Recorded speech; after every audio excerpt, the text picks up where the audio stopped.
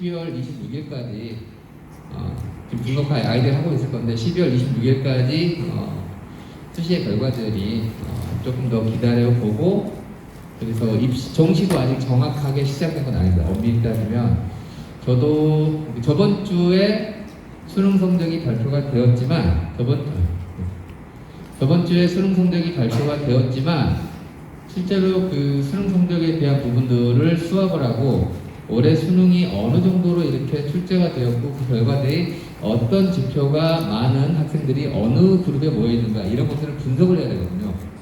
실제적으로 지금 현재도 제가 있는 대입정보 포털 온라인 상담 그 라인에서도 그 포털에서 사용하고 있는 그 대입 상담 프로그램도 아직까지 완성되지 않았습니다. 월요일날 19일자로 제대로 된 서비스가 나오는데 19일자도 완성된 건 아닙니다.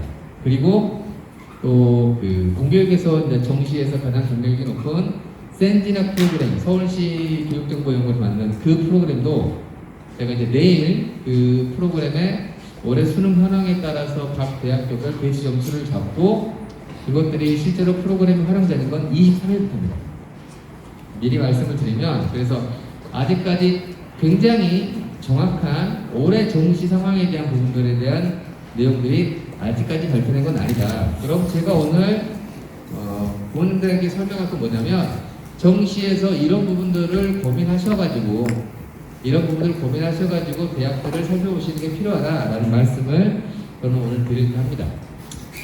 자, 그럼 강의 시작하도록 하겠습니다. 일정은 다시 한번 말씀을 드리겠지만 12월 29일부터 원서투가 진행되는데요. 12월 26일까지 수시에 대한 충원 합격자 발표와 등록이 끝납니다. 그리고 나면 27일날 수시에서 미처 대학들이 뽑지 못한 인원들을 다시 정시로 이월시키게 되는 거예요. 그래서 지금 현재 9월 1일자로 발표된 정시 요강의 인원보다 대부분의 대학들은 실제로 정시에서 선발한 인원이 늘어날 겁니다. 그건 수시에서 뽑지 못한 그러한 인원들이 넘어오기 때문에 그렇죠. 그래서 이 부분들을 신경 써야 될 것 같고요. 전문대학도 고민을 하셔야 됩니다. 왜냐하면 참고로 수시에서는 일반 대학이건 전문대학이건 등록 여부와 상관없이 합격이라는 통보를 받으면 올해 정시는 원서 못 쓰는 거 아시죠? 정시는 역시 마찬가지로 일반 대학 기준으로는 가군, 나군, 다군 3번의 원서기에, 그 다음에 전문대학은 역시 원서를 쓸 수 있는 모든 대학의 중복으로 쓸 수가 있습니다. 그리고 그 주어진 정시의 일정은 1월 2일이 아닌 1월 12일까지 한 열흘 정도의 시간을 더 소요한다라는 말씀을 드리고 싶고요. 그럼 만약에 정시에서 올해 원서에서 중요한 포인트는 저 연세대, 서울대, 경인고대를 제외하고는 전국의 모든 대학이 1월 2일날 마감을 합니다. 이따도 보여드리겠지만 결론은 아이들은 대부분의 수험생들은 1월 1일까지 움직이는 폭이 한 50% 정도가 될 겁니다. 그리고 나머지 마지막 하루 1월 2일날 그 나머지 하루에 대부분의 아이들이 아마 지금까지의 원서 접수된 지원 경쟁률을 보고 마지막 1월 2일날 대부분 지원을 하게 될 텐데요. 항상 강조하는 건 어떤 상황이, 저희 대한민국이 인터넷 강국은 맞지만 어떤 상황이 펼쳐질지 모르니, 그리고 마지막 1월 2일날 오후 1시 정도가 되면 그때까지의 경쟁률을 공개하고 그 이후로는 경쟁률을 다시 새로 고침해서 공개하지 않습니다. 그러니까 2시에 되면 3시가 되면 3시 반이 되면 조금 더 새로운 정보가 발표되겠지 없습니다.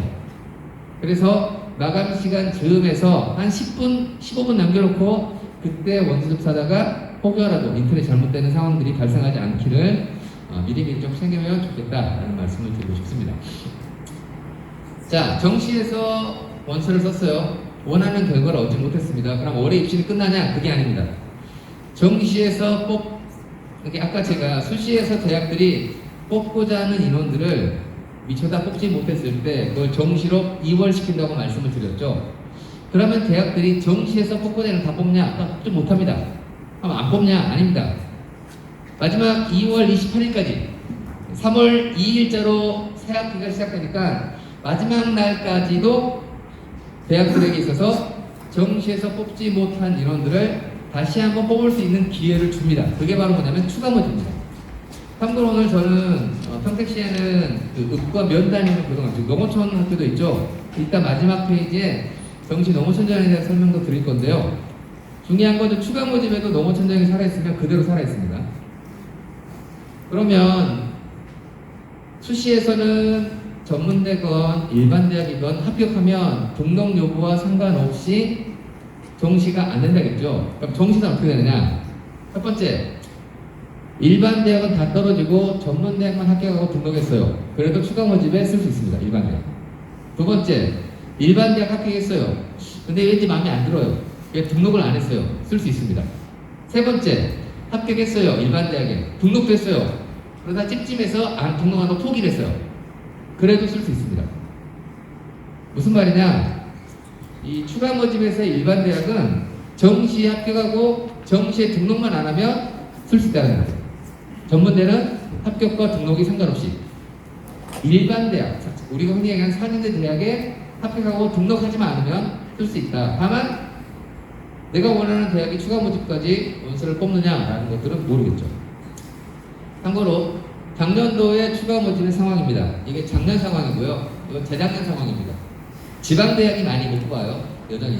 그리고 이건 인서울대학입니다. 인서울에서 보면 한성대, 동국대, 명지대, 과기대, 숭실대, 홍익대, 국민대 정도의 대학에서, 하지만 중요한 건 대학들이 발표하는 현황들을 보면 어쨌든 최대한 그 수시에서는 수시, 정시에서 정시에서 뽑으려고 노력들을 많이 하고 있다라고 개인적으로 생각이 들고요. 그러면 저 추가 모집으로 뽑았을 때 추가 모집의 합격성은 어떻게 되나요? 이게 궁금하겠죠. 일반 전형보다는 무조건 낮습니다. 즉 정시의 합격성보다 정시에 그 대학을 원서를 썼어요. 점수가 이제 떨어졌어요. 추가 모집을 또 썼을 때 합격한 케이스가 굉장히 많습니다. 즉 정시보다는 합격성이 낮는데 중요한 포인트는 뭐냐? 학과당 1명, 2명이에요. 그러다 보니까 어떤 친구가 즉 이거죠. 저기는 모든 대학인데 추가 모집에는 모든 대학을 동시에 쓸 수 있거든요. 대학에 대한 지원의 제한이 없습니다. 점수 제일 남은 애 좋은 애가 쭉 써가지고 한 8개 합격한다면 나 여기 등록해야지. 그럼 그 다음 애가 쭉 이런 상황이 나오다 보니까 합격선이 떨어지는데 얼마만큼 낮냐? 그건 왜 모르냐면 워낙 뽑는 애들이 좋기 때문에. 하지만 그럼에도 불구하고 분명한 건 정시 합격선보다 낮다. 그래서 정시가 끝나도 이제 끝난 건 아니고 제3의 기회가 있다라는 말씀을 드릴게요. 자, 수능이 작년부터 변경된 부분들이 실제로 정시에 미치는 영향력이 굉장히 큽니다. 국어하고 수학에서 공통과목과 선택형 과목이 있고요. 또 일부 상위권 대학이죠. 상위권 대학에서는 자연계학과를 오려면 반드시 수학에서 미적분과 기하를 참고는 바탕을 선택해야 돼. 하지만 인문계열 학과에서 반드시 확률과 통계와 사회탐구를 선택해야 돼 라고 하는 건 지방에는 한의학과 인문계열 뽑는 3개밖에 없습니다. 즉 자연계열에는 확률과 통계하고 사회를 본청과 원서를 쓸 수 없는데 인문계열에는 미적분 기하를 보고 과학을 본청과 원서를 쓸 수 있다는 거예요. 이 부분이 작년도 입시에서 교차 지원이라고 하는 굉장히 큰 변수로 가져왔고요. 개인적으로 올해도 교차 지원은 많이 일어날 수밖에 없을 것이다 라고 예상을 하고 있습니다. 그 이유는 이따가 설명을 드리겠습니다. 어쨌든 그 교차 지원 현상이 일어나는 건 바로 뭐냐? 서로 다른 문제를 풀었어요. 언어와 매체와 화폭가능문, 미적분, 기하, 확률 같은 게 다른 문제를 풀었는데 각각의 문제에서 받은 점수가 동일하더라도 그 동일한 점수가 실제로 받는 수능 점수는 달라지기 때문에 거기서 유불리가 발생하는 거고, 특히 수학에서 인문 성향의 학생들과 자연 성향의 학생들의 점수의 차이가 엄청나게 크게 나타나는 현상, 이 현상이 교차 지원이라는 부분들에 영향을 미친다라고 말씀을 드릴 수가 있겠고요. 올해 수능은 작년도 수능과 비교를 하면 국어는 쉬워졌고요. 수학은 그대로, 영어는 살짝 어려워졌고 사탐도 어려워졌습니다. 이 부분이 어디에 영향을 주느냐? 이따가 설명을 드리겠지만 수시에서도 수능 성적을 요구하는 대학들이 있죠. 수능 최저기준. 시험이 어려워졌을 때 그 부분이 수시 수능 최저기준 충족률에 영향을 주겠죠. 이 부분들은 수시에서 정시로 이월시키는 인원에 영향을 줄 수가 있습니다. 말씀을 드리겠습니다. 자, 수능 성적표입니다. 원점수, 표준점수 100분이 등급이 있는데 정시에서 등급을 활용하는 대학도 있습니다. 하지만 보통 학생과 학부모의 기대치에 전혀 미치지 못하는 대학입니다. 대부분의 대학은 표준점수와 100분인데요. 표준점수를 반영하는 대학이 흔히 얘기하는 상위권 대학입니다. 이유는 뭐냐? 표준점수가 갖고 있는 영향력은 뭐냐면 내가 받은 점수가 전체 평균으로부터 얼마큼 떨어져 있냐를 나타내는 거거든요. 그러다 보니 표준점수는 어려운 과목과 쉬운 과목에 따라서 동일한 100분의 점수를 맞아도 그 과목의 표준점수가 다르게 나옵니다. 당연히 어려운 과목을 잘 봤을 때 표준점수가 높게 나옵니다. 대학 입장에서는 어려운 과목을 잘 본 친구들이 조금 더 우수하다고 생각을 하겠죠. 그러다 보니까 즉 잘한 아이들 중에서 더 잘한 아이를 변별할 수 있는 점수가 바로 표준점수입니다. 그러다 보니 상위권 대학교가 표준점수를 반영하고요. 그러다 보니 비슷한 그룹의 대학교 라인에서 A대학은 100분의 1을 반영하고 B대학은 표준점수를 반영했을 때 어떤 과목을 내가 잘 봤느냐가 저 죄송하지만 코로나가 이미 걸렸거든요. 저는 그래서 마스크를 벗고 해도 될까요? 좀 편하게. 감사합니다. 어떤 과목을 좀 편하죠. 어떤 과목을 더 잘 봤느냐가 내가 쉬운 과목을 잘 봤느냐 어려운 과목을 잘 봤느냐가 표점 반영하는 대학과 100분위 반영하는 대학의 유불리가 발생하는 케이스가 나옵니다. 이따 그 부분도 설명을 드리도록 하겠습니다. 올해 어쨌든 작년도보다 전체적인 응시 인원은 줄었습니다. 하지만 졸업생이 늘었습니다. 이게 중요한 포인트예요. 졸업생이 왜 늘었을까?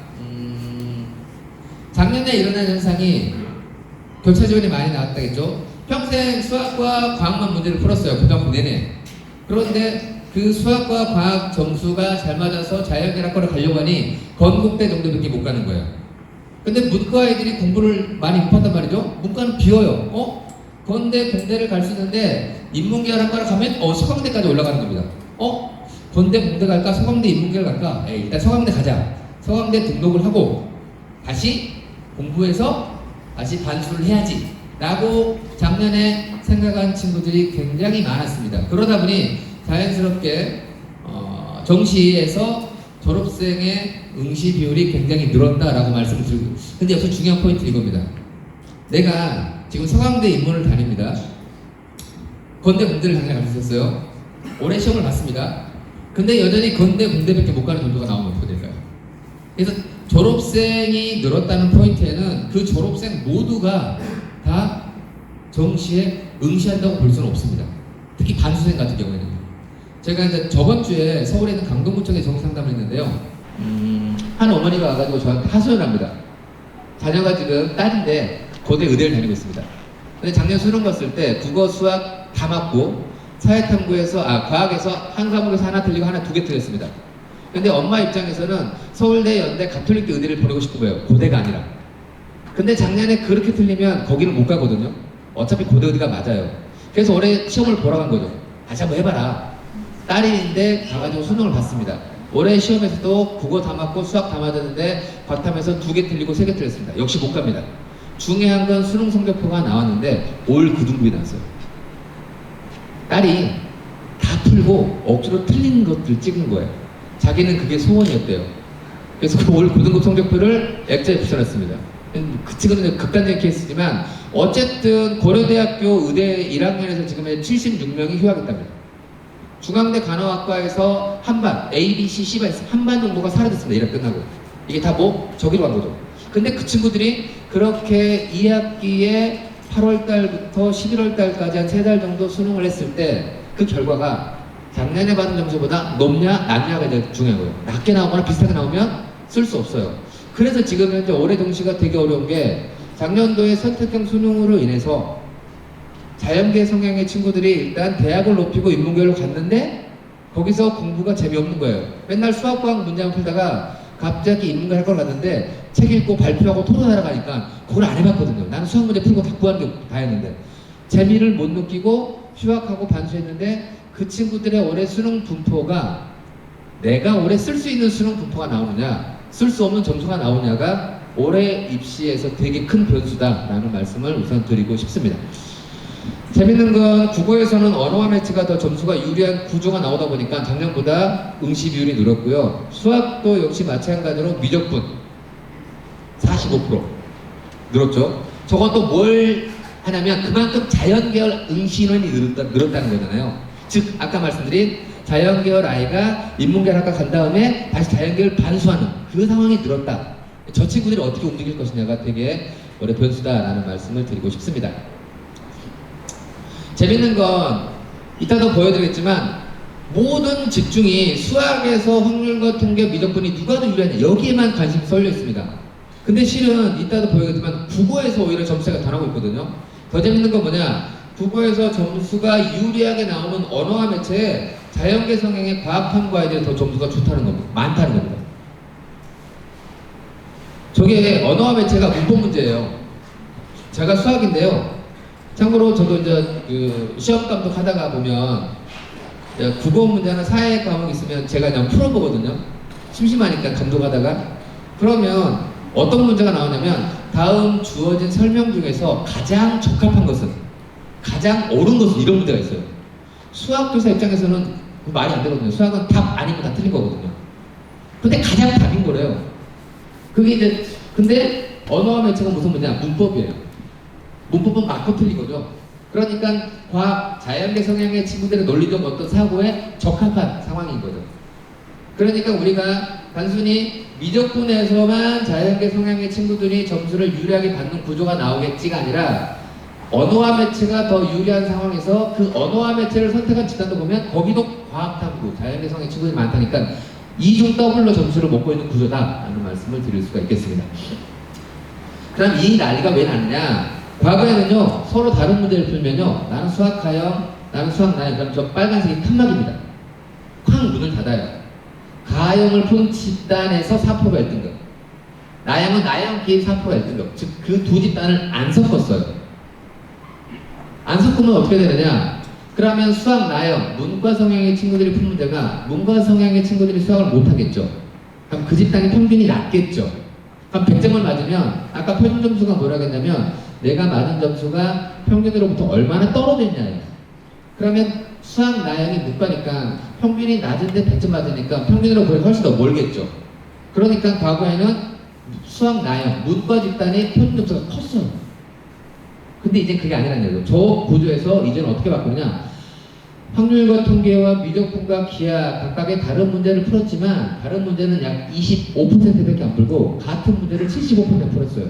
그러니까 다른 문제를 풀었음에도 불구하고 같은 문제를 4분의 3이나 풀었으니까 저 25%의 문제를 점수를 섞는 거죠. 확통 1위와 미적도 1위와 너희들 한 줄로 세울 거야.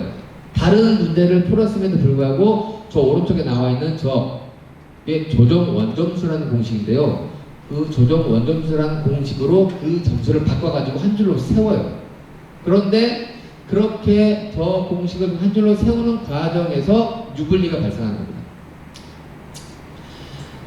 이것까지 설명하면 되게 시간이 많이 가는 거니까 결론만 말씀을 드릴게요.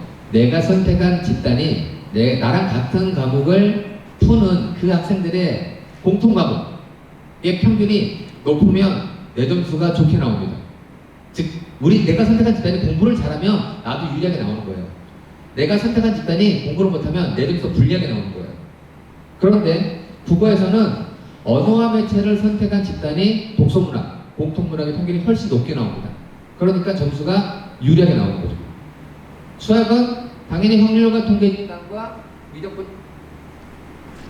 확률과 통계 집단과 미적분 집단을 보면 미적분 집단이 공부를 잘하겠죠. 그러니까 그 집단이 평균이 높으니까 점수가 똑같은 이런 거죠. 자, 확률과 통계를 푼 친구가 26점에서 마지막 30분 문제 틀려서 22점을 맞았어요. 미적분에서 똑같이 한 번에서 22점을 맞았어요. 그럼 각각의 과목에서 22점이잖아요. 얘를 한 줄로 세웁니다. 한 줄로 세우는 과정에서 확률과 통계는 점수가 마이너스 됩니다. 22점이 한 20점에 가서 줄을 씁니다. 반면에 미적분은 그 22점이 점수가 플러스 됩니다. 24점에 가서 줄을 씁니다. 분명히 각각의 과목에서 22점인데 그 조정 원점수라는 공식을 거치는 과정에서 변환되는 과정에서 평균이 낮은 집단은 점수가 마이너스 되고요. 평균이 높은 점수가 플러스 됩니다. 이런 구조가 작년도 상황에서 보면 국어 이 파란색이 화폭과 작문 집단이거든요. 화폭과 작문 집단이 약 7대 3 정도로 봤는데 1등급, 2등급, 3 물론 전체가 아닌 표본입니다. 이 분포를 보면 30%밖에 안 되는 언어와 매체가 훨씬 1, 2, 3등급을 많이 먹고 가죠. 비슷하게 공부를 잘한다는 얘기예요. 그리고 수학도 빨간색 미적분 집단이 1, 2, 3등급으로 엄청 많이 먹고 가죠. 반면에 확률과 통계 하늘색, 파란색 집단이 실제로 절반 가까이가 확통을 응시했음에도 불구하고 1등급은 10%도 안 되는 거죠. 저런 상황들. 자연계 친구들은 점수가 좋은 애들이 정말 많아요. 인문계 아이들은 점수가 좋은 친구들이 별로 없어요. 이제 여기서 중요한 게 뭐냐? 대학교 입시는요, 절대평가가 아니고 상대평가라는 겁니다. 무슨 말이냐? 딱 봐도 수학, 미적분, 빨간색 집단이 훨씬 더 좋은 성적이 많겠죠. 그런데 중요한 건 올해 인서울대학교 인문계열학과, 자연계열학과 선발 비율이 인문계열이 52%로 더 많습니다. 실제 대학 뽑는 인원은. 그런데 딱 보세요. 빨간색이 이과라고 생각하면 돼요. 파란색이 문과라고 생각하면 돼요. 문과의 상위권이 없잖아요. 이과는 엄청 많죠. 근데 대학은 반만 뽑아요. 그럼 어떻게 될까요? 즉, 예를 들어 1등급 대 아이들이 서울대, 연대, 고대를 간다고 칠게요. 그 인원이 100명이에요. 그러면 대학에서 뽑는 건 인문계열에서 50명이 필요하고 자연계열에서 50명이 필요해요. 근데 저 구조로 본다면 인문계열학과에 50명이 필요한데 몇 명밖에 없어요? 5.8명, 6명밖에 없어요. 반면에 자연계열은요, 50명이 필요한데 몇 명 있어요? 94명 있어요. 그럼 어떻게 되겠어요?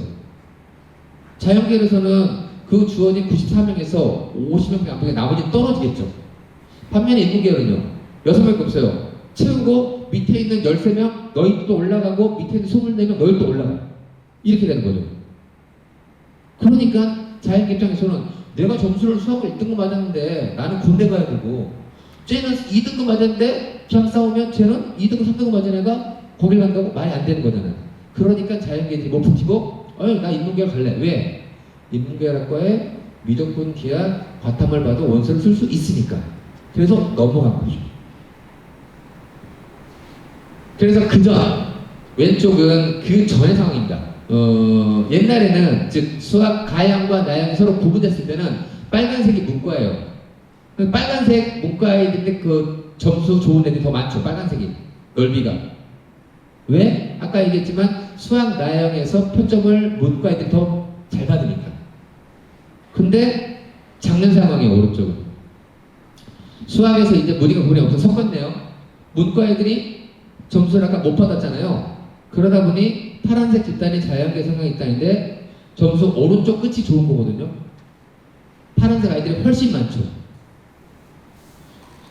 예를 들어서 저기서 오른쪽에서 한 5칸 정도까지 툭 끊으면 거기까지가 서성안까지 갈 수 있어요. 그런데 그 라인의 넓이가 인원수거든요.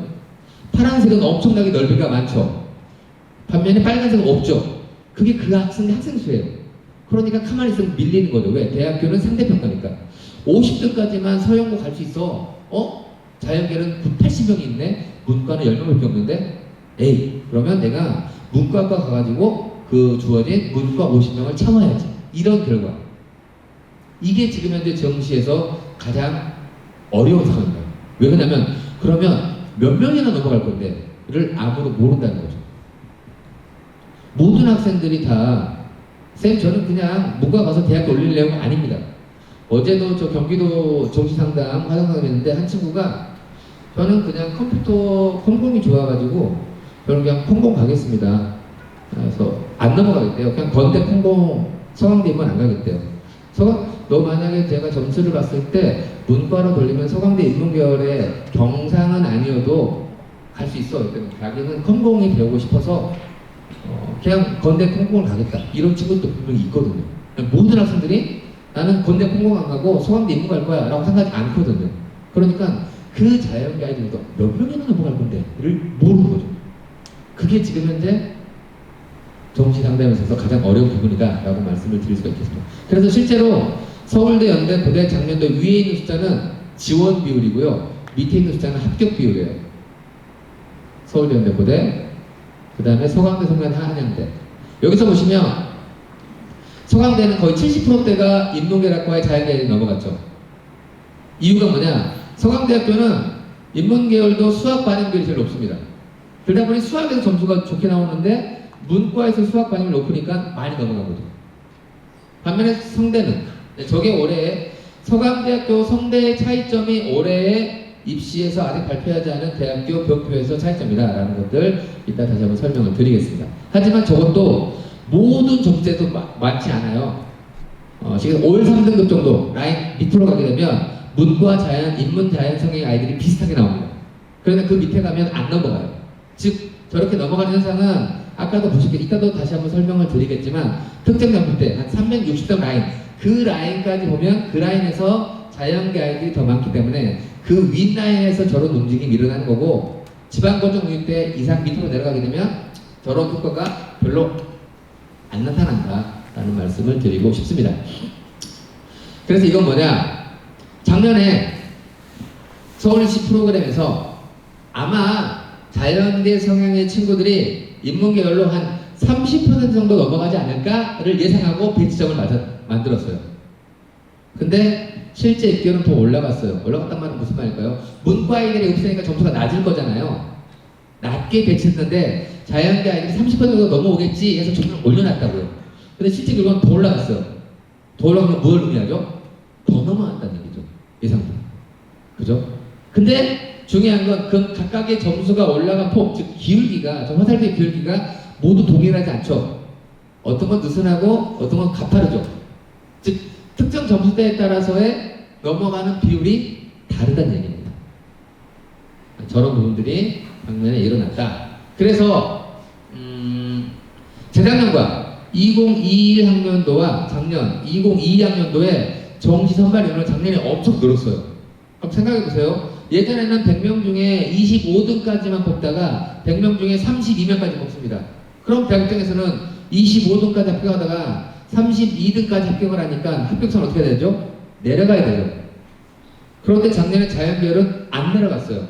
이 자연계열은 파란색이 작년 결과고 주황색이 재작년 결과인데, 작년에 뽑는 인원은 분명히 늘어났음에도 불구하고 작년과 재작년의 합격선을 비교하면 별 차이가 없거나 오히려 올라갔습니다. 이유는 무엇 때문에? 뽑는 인원은 늘었지만 작년부터 수학이 바뀌면서 거기에서 자연계 아이들이 좋은 점수를 받는 인원이 늘어나다 보니 저런 결과가 나온 거죠. 그런데 인문계열학과는요, 파란색이 더 낮게 배치됐죠. 두 가지입니다. 첫 번째, 재작년보다 작년에 뽑는 인원이 늘었어. 예전에는 25등까지, 이제는 33등까지. 그러니까 합격선은 낮아지겠지. 에다가 두 번째, 선택형 수능으로 인해서 확통을 선택한 친구들이 수학에서 점수 좋은 애들이 없어요. 두 가지 상황이 겹치니까 전체적인 점수는 낮아진 거죠. 그럼 올해는 어떻게 될까요? 재작년에서 작년으로 오면서 인원이 대폭 늘었습니다. 작년에서 올해로 오면서 인원은 큰 틀의 변화는 없습니다. 그래서 올해는 작년보다는 그래도 더 예측 가능한 부분이 있어요. 왜?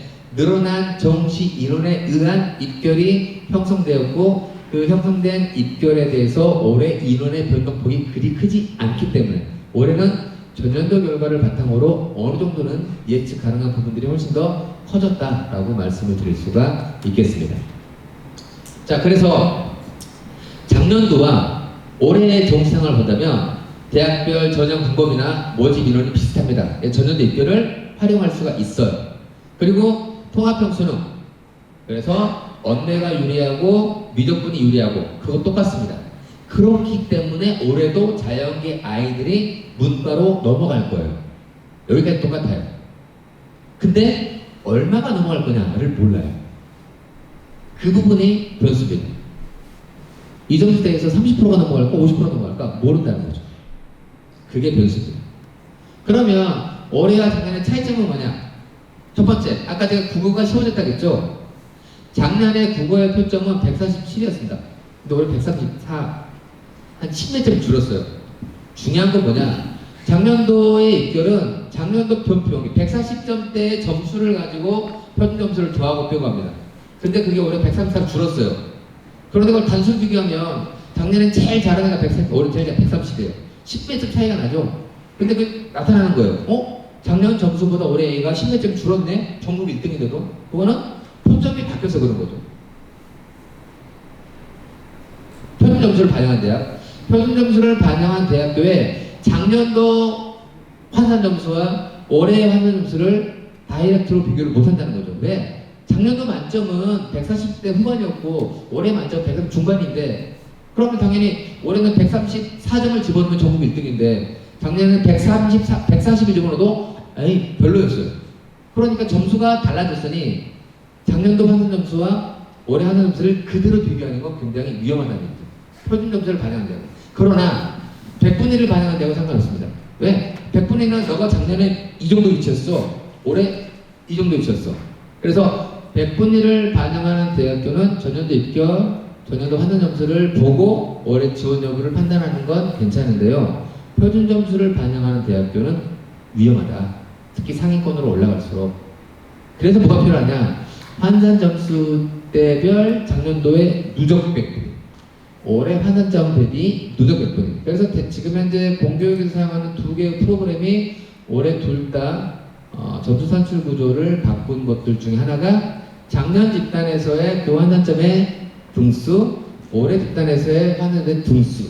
그러면 표준 점수를 반영한 대학교의 표준 점수의 큰 틀의 총합이 바뀌어도 위치를 보면 어느 정도는 예측 가능한 부분이 있다라는 것들이 올해 공교육에서의 종시 상담하는 큰 틀의 원리가 되겠습니다. 그래서 선택 과목별 점수 차이가 바뀌었다. 국어는 낮아졌고 수학은 그대로다. 그 다음에 탐구에서 사탐이 어려워졌습니다. 쉽게 얘기해서. 어려워짐은 문과 입장에서는 좀 더 유리했다라고 말씀을 드릴 수가 있겠고요. 예, 어쨌든 그래서 한 번씩 살펴보도록 하겠습니다. 올해 어떻게 나왔냐? 예, 수학은 그대로 올라갔습니다. 국어가 줄고 수학은 작년도와 동일했어요. 아까도 보여드렸지만. 그래서 올해는 최상위권에서 동점자가 국어, 수학, 영어만 가지고 되게 많아질 겁니다.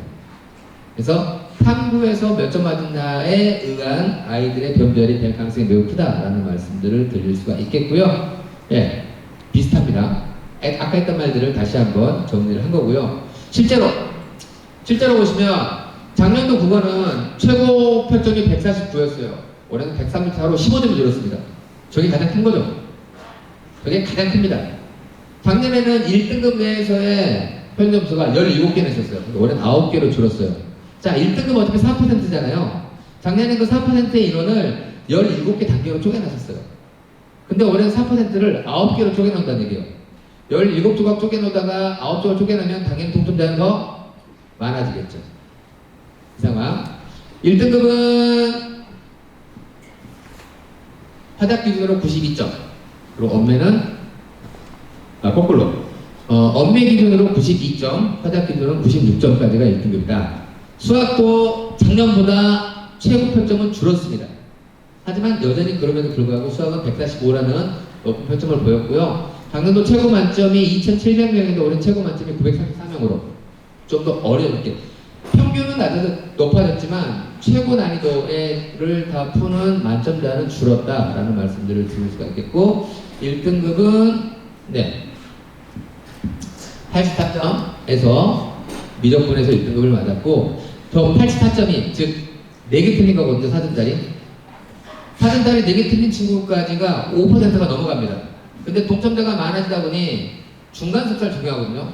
그래서 수학 1등급이 4%가 나와야 되는데 올해 저 84점까지의 그 동점, 이렇게 사전달을 4개 틀린 친구가 많을 거잖아요. 그러다 보니 1등급의 인원이 5%가 넘어갔습니다. 수학이 1등급이 작년보다 더 많은 거예요. 나 수학 1등급인데 이렇게 수학 1등급인데 1등급이 많아지면 어떻게 돼요? 그럼 자연계에서 그 누적이 밑으로 내려가겠죠. 그러니까 작년도보다 수학 1등급 맞은 애들이 많아졌다. 작년도보다 자연계에서 수학으로 인해서 좋은 점수를 맞은 친구들이 많아졌다. 그런데 대학들은 여전히 인문반, 자연만 뽑는다. 그러면 더 등수는 밀려 내려가겠네. 그러니까 올해 더 옆에 있는 인문계학과로 넘어갈 가능성이 크겠네가 올해 예상되는 부분이라는 거죠. 영어는 1등급은 늘었지만 2등급과 3등급의 비율이 작년보다 줄었습니다. 저는 저게 수시에서 정시로 넘어오는 2월 인원에 영향을 줄 거라고 예상을 하고 있습니다. 이따가 설명을 드릴 거고요. 아이고. 사탐 같은 경우는 과거에는 66점, 68점대의 최고 표제 보였는데 올해는 72점, 74점 올라갔습니다.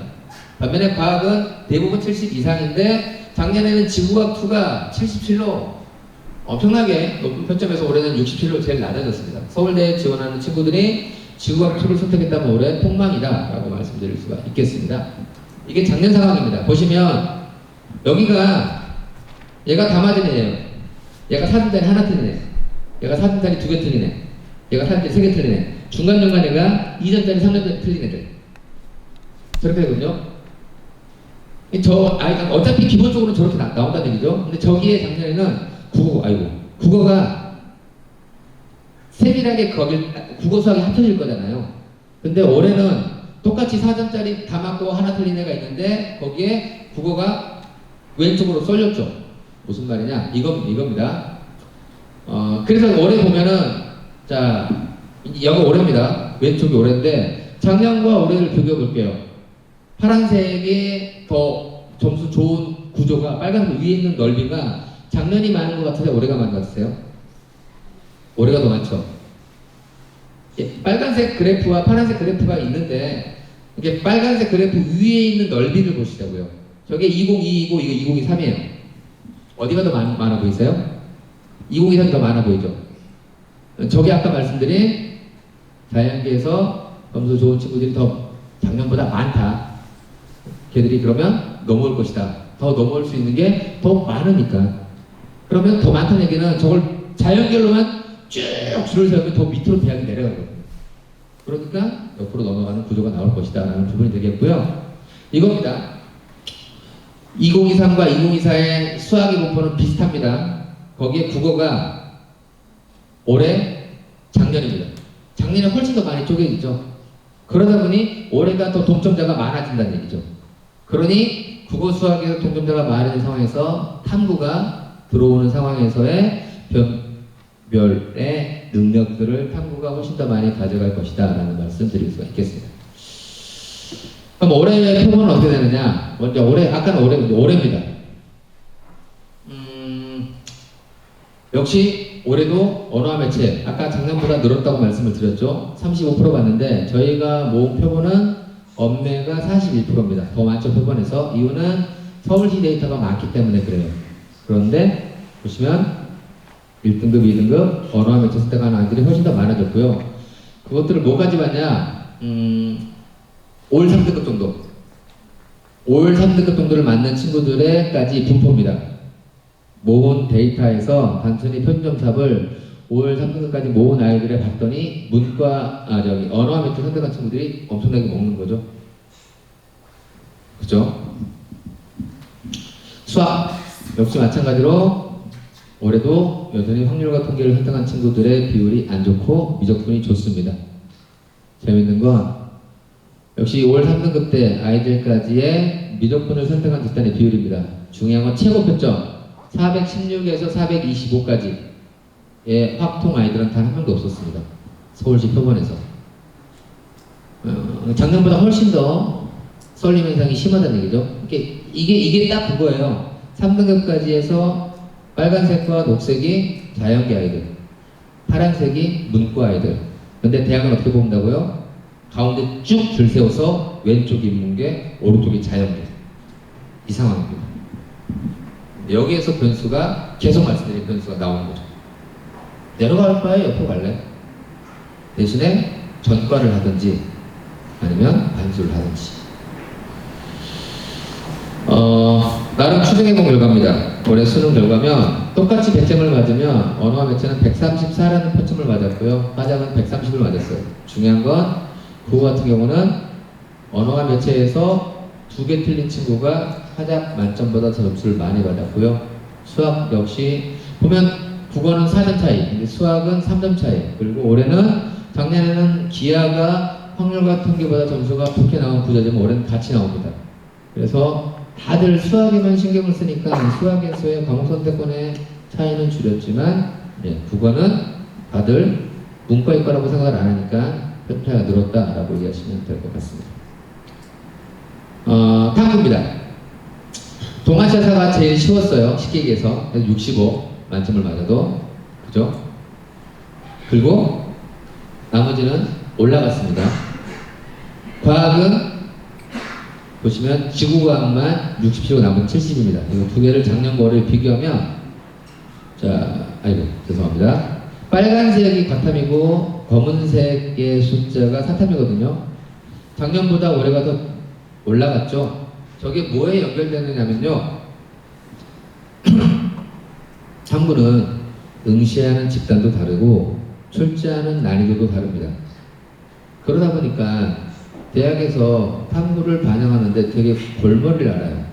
그러다 어떻게 하냐면 에이 좋았어. 어느 과목을 선택했냐를 따지지 않고 동일 100분이면 모두 동일한 평점을 줍니다. 지금 보시면 여기서 보면 분명히 100분위가 100인데 어떤 건 70이고 어떤 건 74고 막 이러잖아요. 근데 저렇게 하면 안 되니까 네가 뭐 어떤 과목을 선택했는지 상관하지 않고 100분위가 똑같다면 그걸 이 점수로 우리는 적용할 거야 라는 거죠. 근데 그럴 때 이 점수를 적용할 거에 보통 어떻게 하냐면 그 과목 전체 동일 100분에 있는 모든 과목의 평균을 내거든요. 그러다 보니까 항상 보면 작년 같은 경우는 사탐 빨간색의 위치와 검은색의 위치가 차이가 나죠.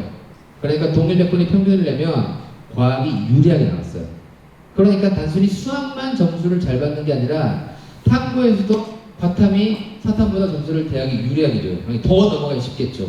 근데 올해는 사탐이 전반적으로 올라갔어요. 여전히 평균 내면 살짝 차이 나지만 어쨌든 사탐 점수가 전반적으로 표점이 올라갔으면 변표를 내는 데 있어서 사탐과 과탐의 단순 변표를 내는 데 있어서 좀 차이가 줄었다는 겁니다. 근데 거기에 또 하나의 변수는 대학들이 인문계열학과의 자연계열 친구들이 넘어와가지고 대학을 열심히 다니면 참 좋겠는데 얘네들이 대학을 안 다니네. 이것들을 대학에서는 좋게 생각하지 않겠죠. 그러면 못 넘어오게 해야 되나? 라는 부분들에 대한 고민을 대학들이 하고 있다 라는 게 올해의 변수가 되겠습니다. 이따 그 부분 짚어드리겠습니다. 영어는 보시면 제일 오른쪽인데요. 1등급은 늘었지만 2, 3등급이 줄었죠. 저는 저게 뭐에 영향을 주느냐? 자, 작년에 선택형 수능으로 바뀜으로 인해서 수학에서는 자연계 성향의 친구들이 등급을 다 좋게 받았고 문과는 좋은 등급을 못 받았어요. 그럼 어떻게 되느냐? 작년에 수시에서 대학교들에서 발표한 수능 최저 기준 충족률 수시에서 자연계학과는 다 올라갔습니다. 당연히 올라가겠죠. 수학에서 좋은 등급 많이 받았으니까. 근데 중요한 건 문과는요. 문과는 대신에 수학을 좋은 등급 못 받았잖아요. 그럼 문과는 수능 최저 충족률이 떨어지겠지. 근데 대학 발표자를 보면 인문계열학과도 수능 최저 충족률이 작년에 올라갔습니다. 왜 올라갔을까? 제가 내린 결론 이겁니다. 원래 문과 아이들은 수학 가지고 최저를 안 맞춥니다. 그러니까 수학이 떨어져도 나는 문과 성향이지만 난 수학으로 최저를 맞춰야지 없어요 원래. 그러니까 수학이 좋게 나오든 나쁘게 나오든 충족률에 영향을 안 준 거죠. 그럼 뭐가 올라갔냐? 작년 영어가 역대형이 제일 쉽게 나왔거든요. 3등급까지 비율이 53.0으로 즉 작년도에 영어가 역대 가장 쉽게 나온 부분들이 원래 문과 성향의 친구들이 국어, 영어, 사탐 가지고 최저를 맞췄는데 영어가 쉽게 나왔으니까 1, 2, 3등급을 맞는 학생들의 인원이 늘었으니까 최능 최저 충족률이 올라간 거죠. 그럼 올해를 보자고요.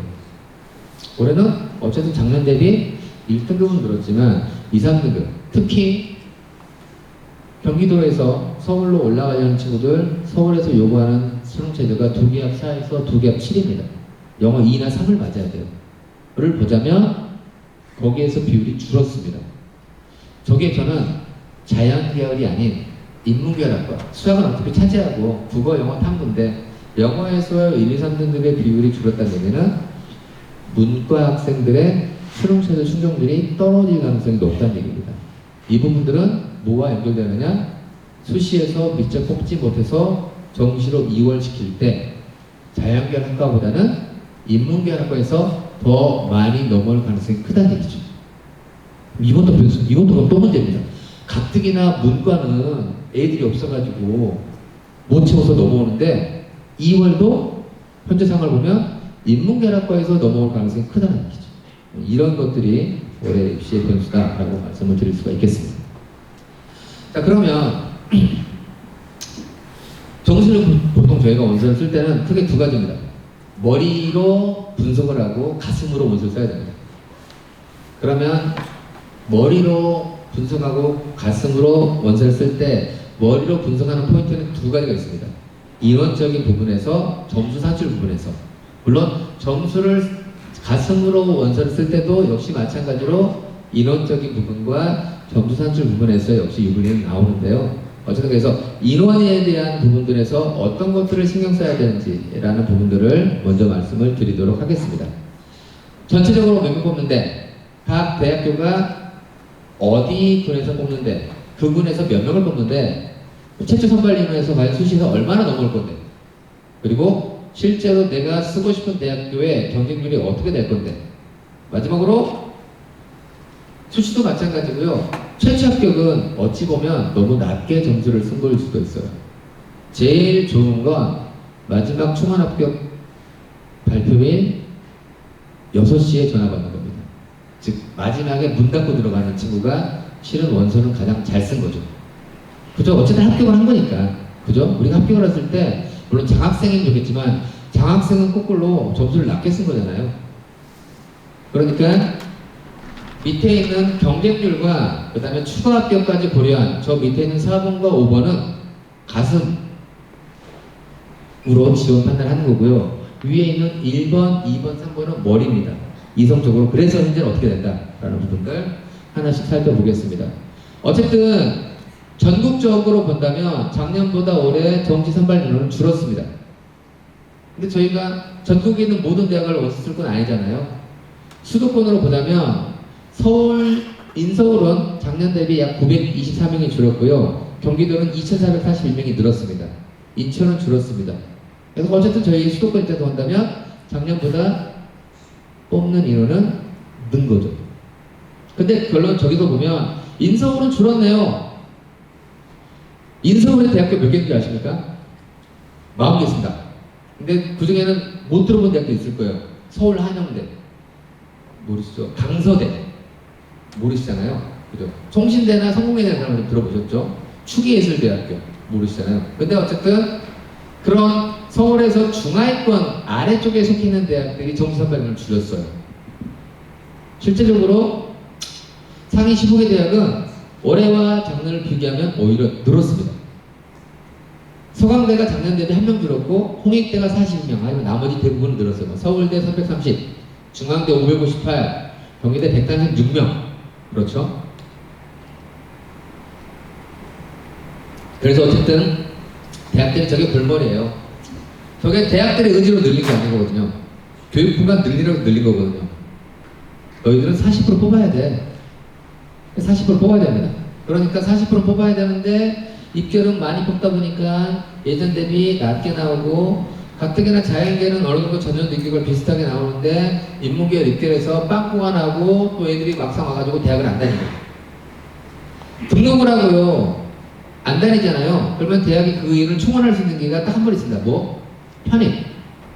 제가 보기에는요, 대학교 인문계열학과 편입 시장은요 어마어마하게 큰 시장이 됐습니다. 다 중간에 자퇴하면 그냥 거기서 끝나는 거예요. 그럼 채워야 되는데 그 채우는 인원을 아무리 경쟁력이 높은데도 85%밖에 못 채웁니다. 그럼 일단 학생들이 등록하고 중간에 자퇴하는 순간 대학은 무조건 손해입니다. 왜? 대학에서의 가장 큰 재원은 뭐예요? 학생 등록금이잖아요. 그러니까 대학들이 굉장히 골머린 거죠. 인문계열에 애들이 들어와가지고 공부 안 하고 그만둬버리네. 얘네들 그러면 편입을 봐야 되네. 그래서 거꾸로 저는 문과 성향의 친구들은 편입이라는 또 하나의 시장. 보통 아이들이 대학을 갔다가 가고 싶을 때 재수는요 고등학교 공부를 한 번 더 하는 겁니다. 그죠? 그러니까 내가 그에 원하는 대학을 못 갔을 때 재도하는 방법이 두 개가 있어요. 첫 번째는 재수하는 거죠. 재수하는 건 뭐죠? 내 고등학교 했던 공부를 다시 한번 공부하는 겁니다. 두 번째가 편입이에요. 편입은 뭐죠? 고등학교 공부가 아니라 대학 가서 대학 공부를 열심히 해가지고 그 성적으로 다시 한번 위로 올라가는 거죠. 그런데 인문계열학과 같은 경우는 지금 이제 저런 구조상을 본다면 최상위권 대학교도 인문계열학과의 편입 시장은 어마어마하게 커질 수밖에 없는 구조다라는 것도 한번 말씀을 드릴 수가 있겠습니다. 여기 이제 최상위권이죠. 의대에 대한 가나다군대 비율이 되겠고요.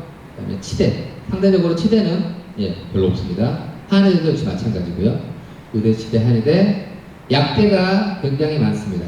약대가 가나다군에 어디에 위치하느냐. 저는 지금 가나다를 했지만 여기에서 굉장히 되게 중요하다 말씀드릴 수 있겠습니다. 그럼 이제 실제로 대학교를 볼게요. 이제 위에서 다시 전체에서도 보면은 인문과 자연을 또 구분해서 봐야 됩니다. 왜? 우리가 전체로 뽑을 건 아니니까요. 보시면 서울대, 연대, 고대. 그럼 서울대까지가 인문으로 볼게요. 설명을 들어볼게요. 서울대까지가 낙원에서는 440등까지 서울대 가는 거죠. 그러면 저 친구들 가에서는 연대, 고대 쓰겠죠.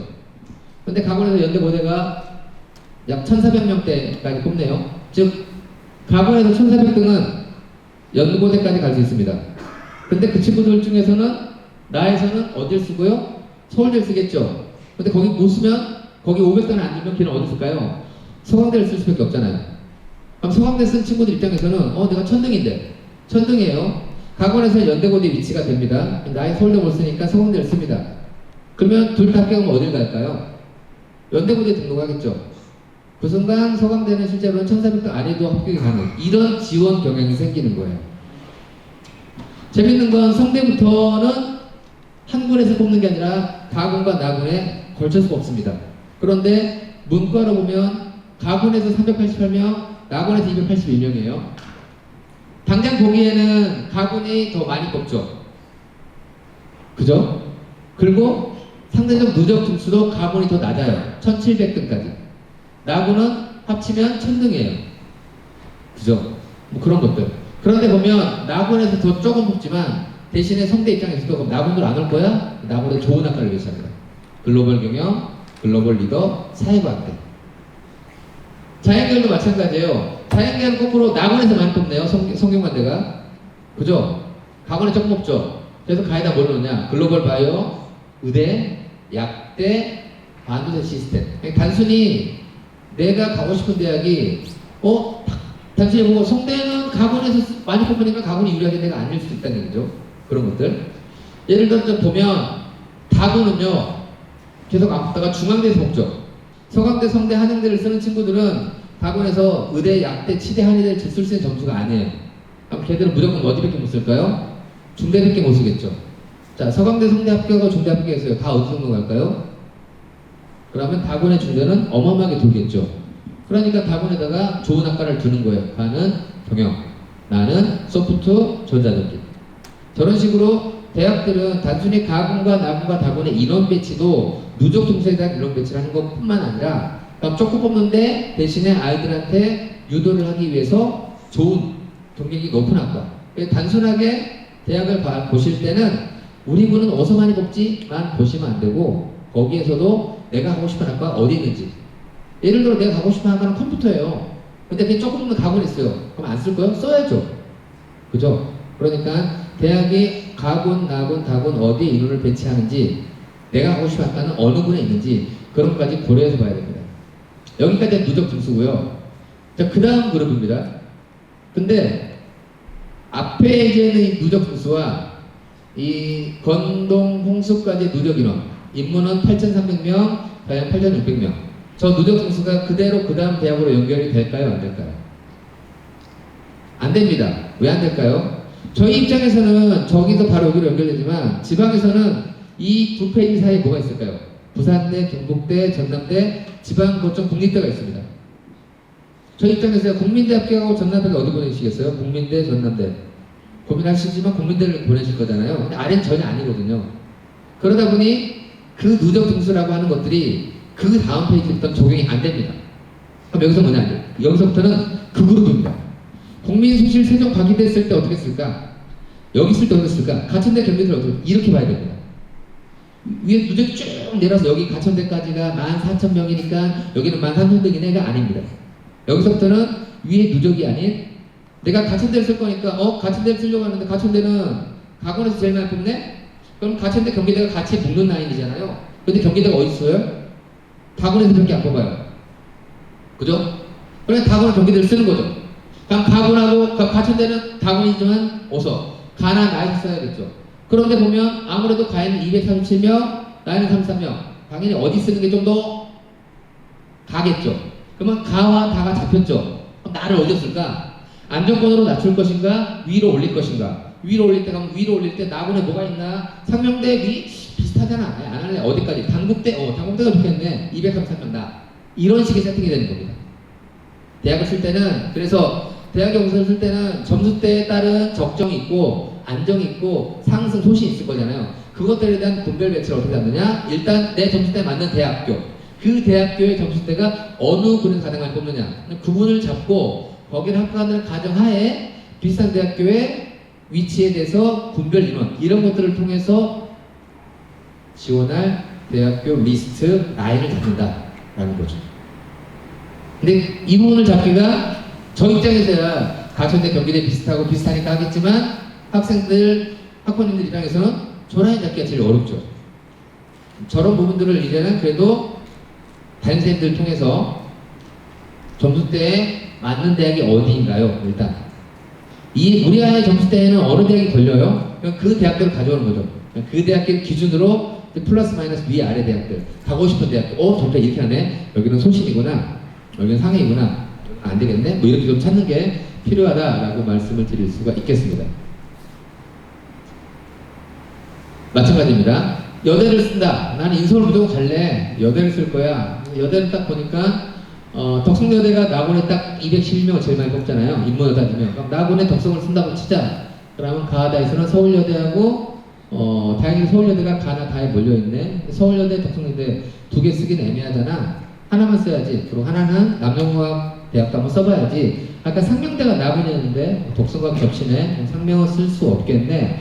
그럼 좀 높이 질러가지고 세종대를 써볼까? 이런 식의 지원 전략이 잡히는 거예요.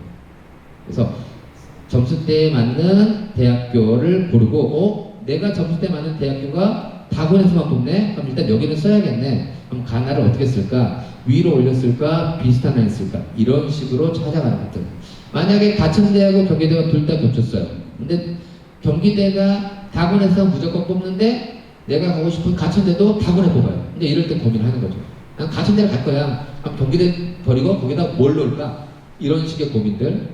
그러면 거기 한양대 에리카가 들어온다든가 가톨릭이 들어온다든가 이렇게 잡는다라는 부분들을 말씀을 드리고 싶습니다. 그래서 대학은 그렇게 잡는다. 예를 들어 보면 수원대는 나군인 거죠. 근데 강남대도 나군이에요. 그죠? 그럼 수원대랑 강남 하나밖에 못 쓰겠죠. 그러면 나는 수원대가 점점 좀 높으니까 강남대로 잡고 대신에 강남대는 무조건 합격하고 했으니 다하고 가에서 질러봐야지. 아까 그래서 강남대 쓰는데 다에서는 경기대 쓸래. 다 경기도로 갈 것 같아. 그냥 그래 가천대로 도망가야지. 이런 식의 전략들을 잡을 수가 있다. 어쨌든 재수를 하지 않는다고 한다면 합격은 하나는 해야 되잖아요. 그 합격을 하는데 보면 어느 대학은 한쪽 분에서 뽑고 어느 대학은 그것들을 구분해서 뽑고 구분해서 뽑을 때 무조건 많은 게 유리한 건 아니고 다른 대학과의 유기관계를 보면서 그런 전략들을 잡는 게 필요하다라는 말씀을 드리고 싶습니다. 다시 한번 인문계열만 보시면 빨간색에서 많이 뽑아요. 빨간색 학과가 제일 많이 뽑는 학과들을 한번 쭉 잡아놓은 겁니다. 누적들은 인문계열로 숙명여대하고 저기까지 잡아놨지만 두 그룹의 연결은 끊어진다 라는 것들을 다시 한번 말씀을 드립니다. 자연계열 역시 마찬가지로 분별 인원들 한번 잡아왔습니다. 여기까지만. 솔직히 말씀을 드리면 저는 경기도에 있는 대학교를 제가 수도권 지방대라고 부르는 몇몇 대학이 있습니다. 점수에 의한 게 아니라 원서를 쓰면 대부분 합격이 되는 대학들도 경기도도 꽤 많이 있습니다. 그렇기 때문에 나름 점수에 의해서의 어떤 지원 전략을 잡는 포인트는 저는 여기서까지가 아닌가. 그 밑에 대학들은 조금은 더 합격하는데 용이하지 않은가라고 개인적으로 생각을 하고 있습니다. 작년도 수시 2월 인원입니다. 보시면 그리고 올해 아직 발표 안 했으니까 전년도 선발 인원의 차이인데요. 인문은 작년에 1026명이 넘어왔고 자연은 작년에 476명이 넘어왔습니다. 이유는 아까 말씀을 드렸죠. 문과 아이들이 아무래도 또 수능 최저 충족하기가 어려우니까. 참고로 딱 2년으로 넘어가잖아요. 서울대학교는 매년 수시에서 정시로 약 280명 정도를 이월시켰습니다. 근데 서울대가 수시에서 정시로 280명을 이월시킬 때 거기에 인문계열은 10명이 안 됐습니다. 다 자연계열이 됐습니다. 근데 작년도 서울대가 정시로 이월시켰을 때 자연계열은 거의 없어서 3명인가 다 인문계열이었습니다. 이게 뭐 때문에 바뀐 수능의 구조에 의해서 수학에서 좋은 걸 맞지 못하는 문과 성향의 아이들이 어쨌든 수능 최저 충족에 있어서 더 불리한 구조가 이런 결과들을 현재 나타나고 있다. 그래서 올해도 아까 말씀드린 영어가 어쨌든 전년도보다 조금 더 어렵게 나온 그 부분이 영향을 줄 것 같다라고 개인적으로 생각을 하고 있습니다. 그래서 어쨌든 응시 인원 자체는 조금 줄었어요. 그로 인해서 1등급, 2등급, 3등급에 대한 어쨌든 조금 줄었겠죠. 그 다음에 수학, 영어, 탐구에서 어려운 부분들이 영향을 줄 것 같다는 생각들을 개인적으로 가지고 있습니다. 이런 질문도 많이 합니다. 선생님, 빵꾸 날 때 찾아주세요. 되게 많이 합니다. 이제 아까 말씀을 드렸지만 올해 기준으로 1월 2일 날 12시나 1시가 되면 그때부터는 그 추가 정보는 안 나옵니다. 실제로 그때 빵꾸 난 대학을 보고 원서를 쓰잖아요. 그 대학이 결코 빵꾸가 나지 않는 경우가 되게 많습니다. 아이들은 마지막 날 경쟁률 헌터가 있어요. 아무나 누가 경쟁률을 계속 봅니다. 클릭 해가지고 그때까지 미달된 학과. 그리고 이 미달된 학과는 나만 찾은 줄 압니다. 그래서 점수가 안 되지만 나만 봤을 거야. 나만 원서를 씁니다. 근데 그러는데 우우 들어오는 거죠. 그래서 분명히 미달했는데 그 다음날 4대2, 5대2. 물론 그렇게 들어온 친구들은 점수가 좋은 친구들은 아니겠죠. 실제로 대학에서 5만 가지 것들을 다 연구를 하는데요. 언제 원서를 쓴 친구들이 가장 합격률이 좋은가? 원서 접수 전날 쓰는 친구들이. 에이 그냥 쓸래? 점수면 되겠지 라고 하는 거죠. 마지막 날까지 오는 친구들 어쨌든 점수가 남아서 마지막 날까지 있지는 않아요. 다 점수가 불안하니까 마지막까지 보는 거죠. 근데도 불구하고 작년에 수도권에서 원서 쓰면 합격하는 미달, 즉 경쟁 1대1 안 된 대학들이 있었습니다. 이런 대학입니다. 가고 싶지 않으시죠? 기독교, 성서, 신학, 기독교. 그럼 한국공학대 저기는요, 저기는 그 선지역 후치학이라고 3년 동안 해서 취업하는 되게 빡센 대학입니다. 어쨌든 그러다 보니까 신경대 같은데 아무도 신경을 안 쓰니까 우리 신경대 아무도 신경을 안 쓰니까 이름을 바꿨습니다. 화성의과학대요. 뭐 그렇게 대학들이 이제 경쟁력이라는 부분들이 소문나니까 이름을 바꾸는 거죠. 그런 케이스들 있지만 안 쓰실 거잖아요. 저런데. 그러니까 실은 경쟁력 보고 원서 쓰는 건 무의미하다라는 말씀을 드리고 싶습니다. 충원율입니다. 아이고. 참고로 중앙대가 1000입니다. 4000 아닙니다. 재밌는 건 그거예요. 중앙대 경영학부 충원 인원이 1740번까지 돌았습니다. 예비 1000번 말이 안 되는 거잖아요. 근데 아까 보셨죠? 중앙대가 없고 답원에 딱 하나 있었잖아요. 그러니까 다 위에 쓰고 쓸데없는 중앙대 쓰는 겁니다. 그리고 중앙대 썼는데 가나 학과가 무조건 가나로 가겠죠. 그러니까 1700간 돌고 저기는 2300까지 된 겁니다. 실제로 여기에서 보면 검은색이 다 다군입니다. 빨간색이 나군, 그 다음에 파란색이 가군입니다. 그 말인즉슨 아까 보면 이게 상위 15개 대학에서 이런 상황이죠. 누적 등수로 봤을 때 상대적으로 높으면 점수가 높게 본다는 겁니다. 그런데 대학의 위치는 낮으니까 그 대학은 충원이 많이 돌겠죠. 그래서 경영학과를 그러면 경영학과 1740번에 돌았습니다. 저 중앙대학교 1740번의 점수는 낮을까요?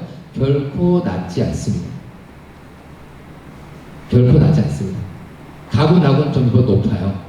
그게 누적 등수에 의한 입결이 이루어지는 대학교 입시는 상대평가라는 그러한 영향에 의해서 저런 결과가 나타나고 있다라고 이해를 하시면 될 것 같습니다. 올해도 마찬가지 결과가 나올 거라고 생각합니다. 또 하나, 아까 충원이 많이 도는 걸 보여드렸잖아요. 충원이 한 명도 안 돈대. 충원이 안 돌면 왜 안 돌까요? 일단 예상해보면 충원이 한 명도 안 도는 대학은 딱 하나는 생각나시죠? 어디? 서울대 의대. 대부분 서울대 의대 이유가 없잖아요. 그러니까 서울대 의대는 분명히 충원이 하나도 안 돌 겁니다. 그죠? 근데 서울대 의대 말고 다른 데도 충원이 많이 안 돌았습니다.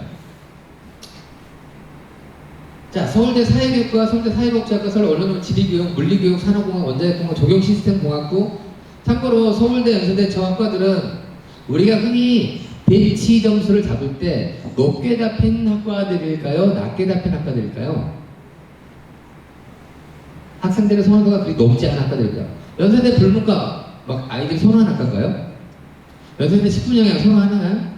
실력은 좀 안 하잖아요. 자, 뭘 말씀드리고 싶느냐? 아까도 정시는 대학이지라고 하는 아이들이 여전히 있습니다. 그래서 자연계열의 낮은 대학보다 인문계열 높은 학과를 가는 거죠. 에이, 어차피 쓸 거 대학교를 최대한 높일 거야. 그러면 대학교를 최대한 높였을 때 어쨌든 배치 점수라고 하는 건요, 학생들의 그동안의 선호도에 의한 배치 점수가 잡히는 겁니다. 그럼 보통 문사체를 가죠. 문사체 철학과 사학과 이런 대학이 낮게 배치가 됩니다. 불어없이 불면 저런 데는. 적선 충원이 빵명이라는 게 뭘 의미하는지 아십니까? 마지막에 합격한 친구가 꼴등점수라는 얘기예요. 다른 대학은요, 충원이 돌아요. 그러면 더 점수가 충원으로 밑으로 내려간다는 얘기죠. 자, 경영과 예를 들어서 인문학과는 배치는 당연히 경영이 높고 인문이 낮겠죠. 근데 얘들은 경영이 높으니까 그걸 보고 점수를 못 씁니다. 그리고 여기는 100% 돌아요. 서울대 경영이 아니라 100% 돌아요. 연대 경영, 고대 경영 돌겠죠? 그럼 얘는 최초 합격이 충원학교로 내려가겠죠. 이 합격선이 배치는 여기지만 실제 결과는 내려갑니다. 반면에 낮은 대학은 낮은 대학이지만 저과를 보고 무조건 원서를 써야지. 그런데 거기서 안 빠져나간 이유는 뭐냐? 이 대학교를 보고 원서를 풀기 때문에 대학은 이 대학이 제일 높아요. 타 대학에 비해서. 다른 데 점수는 또 대학이 차이가 날 수 있거든요. 그러다 보면 그래서 안 돌립니다. 그럼 둘의 배치는 이렇게 됐지만 실제 입결을 비교하면 이렇게 되는 경우가 되게 많습니다. 지금 무슨 말이냐? 여기서 드리고 싶은 정보는 하나예요. 대학을 높이려고 해서 그 대학교에 제일 낮은 학과를 원서를 쓰는 게 오히려 충원이 잘 안 도는 상황이 발생하니 위험할 수도 있다 라는 부분들. 그러니까 무조건 배치는 우리가 흔히 생각하는 학과 선호도에 의해서 배치 점수는 잡혀있지만 실제 입결은 그렇게 나타나지 않는다. 무엇 때문에? 실제 입결은 충원까지 고려해야 되기 때문에. 그런데 저렇게 낮은 배치 점수에 있는 학과들은 보통 충원이 잘 안 돈다가 들고 싶은 정보입니다. 안 돈다는 얘기는 실제 배치 점수에서 오히려 올라갈 수 있습니다. 그 부분을 말씀을 드리고 싶어서 한번 가지고 왔습니다. 자, 작년에 이건 뭐냐면요, 아까 오후 1시까지 경쟁률을 보여주고 그다음부터는 깜깜이로 안 보인다 했죠. 오후 1시 이후에 들어온 비율입니다. 연세대학교 오후 1시 이후에 63% 들어왔어요. 즉 그전까지 원서 안 쓰고 있다가 지금까지 경쟁률이 2대1이네, 마지막 6대1 된 거죠. 예를 들면. 즉 그만큼 상위권 대학으로 가면 갈수록 그만큼 오후 1시 이후에도 이게 지금까지 들어온 게 절반 들어왔네. 실은 이러한 현상이 한 4년 됐습니다. 이게 뭐 때문에 그러냐면 저는 진학사 배터리도 되게 영향이 크다고 생각해요. 하나 드리고 싶은 건 당장 월요일날 상담보다는요, 다음 주 월요일 상담이 훨씬 더 존귀하고요, 다음 주 월요일 상담보다는 그 다음 주 월요일 상담이 훨씬 더 존귀합니다. 마지막 날까지도 아이들의 움직이는 상황을 보고 마지막에 움직이는 거죠. 그래서 한 4년 전 5년까지는 그냥 계속 일반적인 상황인데 한 4년 전에 갑자기 대학교 놀란 거예요. 막 저희한테 전화가 옵니다. 선생님, 애들이 없어요. 마지막 날 오전까지 저렇게 나오니까 애들이 없어요. 어떻게 된 거죠? 근데 그 다음날 어떻게 했어요? 아, 다 찼습니다. 마지막 날 오후에 모든 이동들이 절반가까이 일어난다. 그게 상황이다. 하지만 다시 한번 말씀을 드리지만 실제 적정 안정 여기는 그 정도가 될 거야 라는 아이들은 전날 움직입니다. 즉 마지막 날까지 보고 움직이는 케이스들은 경쟁력 있는 점수라고 볼 수는 없겠죠. 그죠? 그래서 실제적으로 진학사나 대학에서 발표한 자료를 보더라도 점수가 여기 쓰면 되겠어 라고 하는 친구들은 전날까지 들어온다 라고 이해를 하시면 될 것 같습니다. 즉 그래서 두 가지예요. 마지막까지 그 경쟁률이 끝난 게 아니고 훨씬 더 올라간다는 부분들. 하지만 그 마지막 날 그 깜깜이 시간에 움직이는 아이들이 정말로 좋은 점수로 움직이는 상황들은 별로 발생하지 않는다는 것들. 두 가지의 정보를 드리고 싶습니다. 자, 인원에 대한 부분들에 여러 가지 말씀을 드렸고요. 이제 점수 산술. 결론은 그거죠. 첫 번째는 첫 번째 인원에 대한 배치보다 실제로는 이 부분을 되게 많이 물어봅니다. 쌤, 저희 아이가 수학만 잘 봤어요. 어떻게 해야 되죠? 쌤, 저희 아이가 탐구를 2개를 잘 보냐고 하나만 잘 봤어요. 어떻게 해야 되죠? 쌤, 저희 아이가 국어를 잘 봤어요. 어떻게 해야 되죠? 중요한 건요. 좋은 대학은 4개를 다 반영합니다. 탐구도 2개를 다 반영합니다. 즉, 탐구를 하나 반영하는 대학 하는 순간 여대밖에 안 남습니다. 예를 들어 서울권이. 나 국어를 보면 국어를 안 보고 싶어요 라고 하는 순간 서울에 있는 대학들이 거의 다 없습니다. 즉 좋은 대학일수록 시험 본 과목들을 모두 활용하고요. 내가 특정 과목이 부족해서 특정 과목을 안 보거나 특정 과목을 높게 반영하는 그런 대학들일수록 점점 흔히 얘기해서 대학들의 흔히 얘기해서 선호도가 낮아진다라고 보시는 게 가장 맞습니다. 어떤 과목을 반영할 것이냐, 영역별 반영 비율, 영화국사 절대평가 어떻게 활용하느냐, 병평 뭐 이런 것들 설명을 드리도록 하겠습니다. 먼저 아까 살짝 그래프로 보여드렸는데요. 재작년과 작년도의 대학교 정시 합격선입니다. 저건 대학에서 발표한 70% 컷 점수를 그냥 인문계열학과 모두 평균을 낸 겁니다. 보시면 인문계열은 모든 학과에서 점수가 마이너스 됐죠. 이유는 두 가지로 말씀을 드렸어요. 뽑는 인원이 늘었고 선택형 수능에 의해서 수학의 점수가 안 좋게 나왔기 때문에. 그런데 자연계열은 그대로 이거나 그리고 오른 것도 있죠. 이유는 뽑는 인원이 늘어난 것보다 선택형 수능에 의해서의 입결이 올라간 게 훨씬 더 크다라고 말씀을 드릴 수가 있겠습니다. 그러면 올해는 저기서 출발하는 거죠. 아까 보셨지만 작년도하고의 인원의 큰 틀의 차이는 물론 있습니다. 중대경희대 있긴 하지만 상해대학에서 역시 여전히 1,500명 정도가 늘어나긴 했지만 어쨌든 전년도의 저 점수가 그래도 올해는 기준이 된다라고 말씀을 드릴 수가 있겠습니다. 대학들마다 백분위, 표준, 교표를 발표하는데 이제 거기에서 이 대학들이 이제 비슷한데 보는 거죠. 자, 아까 표준 점수는 뭐라고 말씀을 드렸어요? 어려운 과목을 잘 본 친구들이 표준 점수 반영, 즉 올해 기준으로 말하면 국어는 표점이 낮죠. 시기에서 수학은 표점이 높죠. 아주 단순하게 말씀을 드리면 국어를 잘 본 친구들은 국어를 잘 봤는데 표점이 낮아요. 국어를 잘 본 친구들은 100분이 반영한 데가 유리합니다. 아주 쉽게 아주 그냥 랜덤하게 1차원적으로 설명을 드리면, 반면에 수학을 잘 본 친구들은요 표준 점수 반영하는데 유리하다. 이렇게 이해를 하시면 되겠습니다. 비슷한 대학이라면 그러한 유불리가 발생한다라는 분들의 말씀을 드리고 싶습니다. 여기 서울, 춘천, 공주, 청주 저기 교대입니다. 교대라고 말씀을 드릴 수가 있겠습니다. 영어, 이제 이게 문제가 뭐냐면 작년하고 올해하고 영어 반영 비율이 바뀐 대학이에요. 그거 경우라면 반영 비율이 바뀌었으면 작년도 표준 점수를 그대로 보면은 안 되겠죠. 그래서 그런 부분들은 단순히 그럼 저런 것들 어떻게 다 학교에 가셔서 선생님들과 상담을 하시면 선생님들이 사용하시는 데이터 상담 프로그램에 저런 전형의 반영 비율의 변화 이런 것들이 다 나타납니다. 그래서 혹이라도 제가 거꾸로 말씀을 드리는 거 이거예요.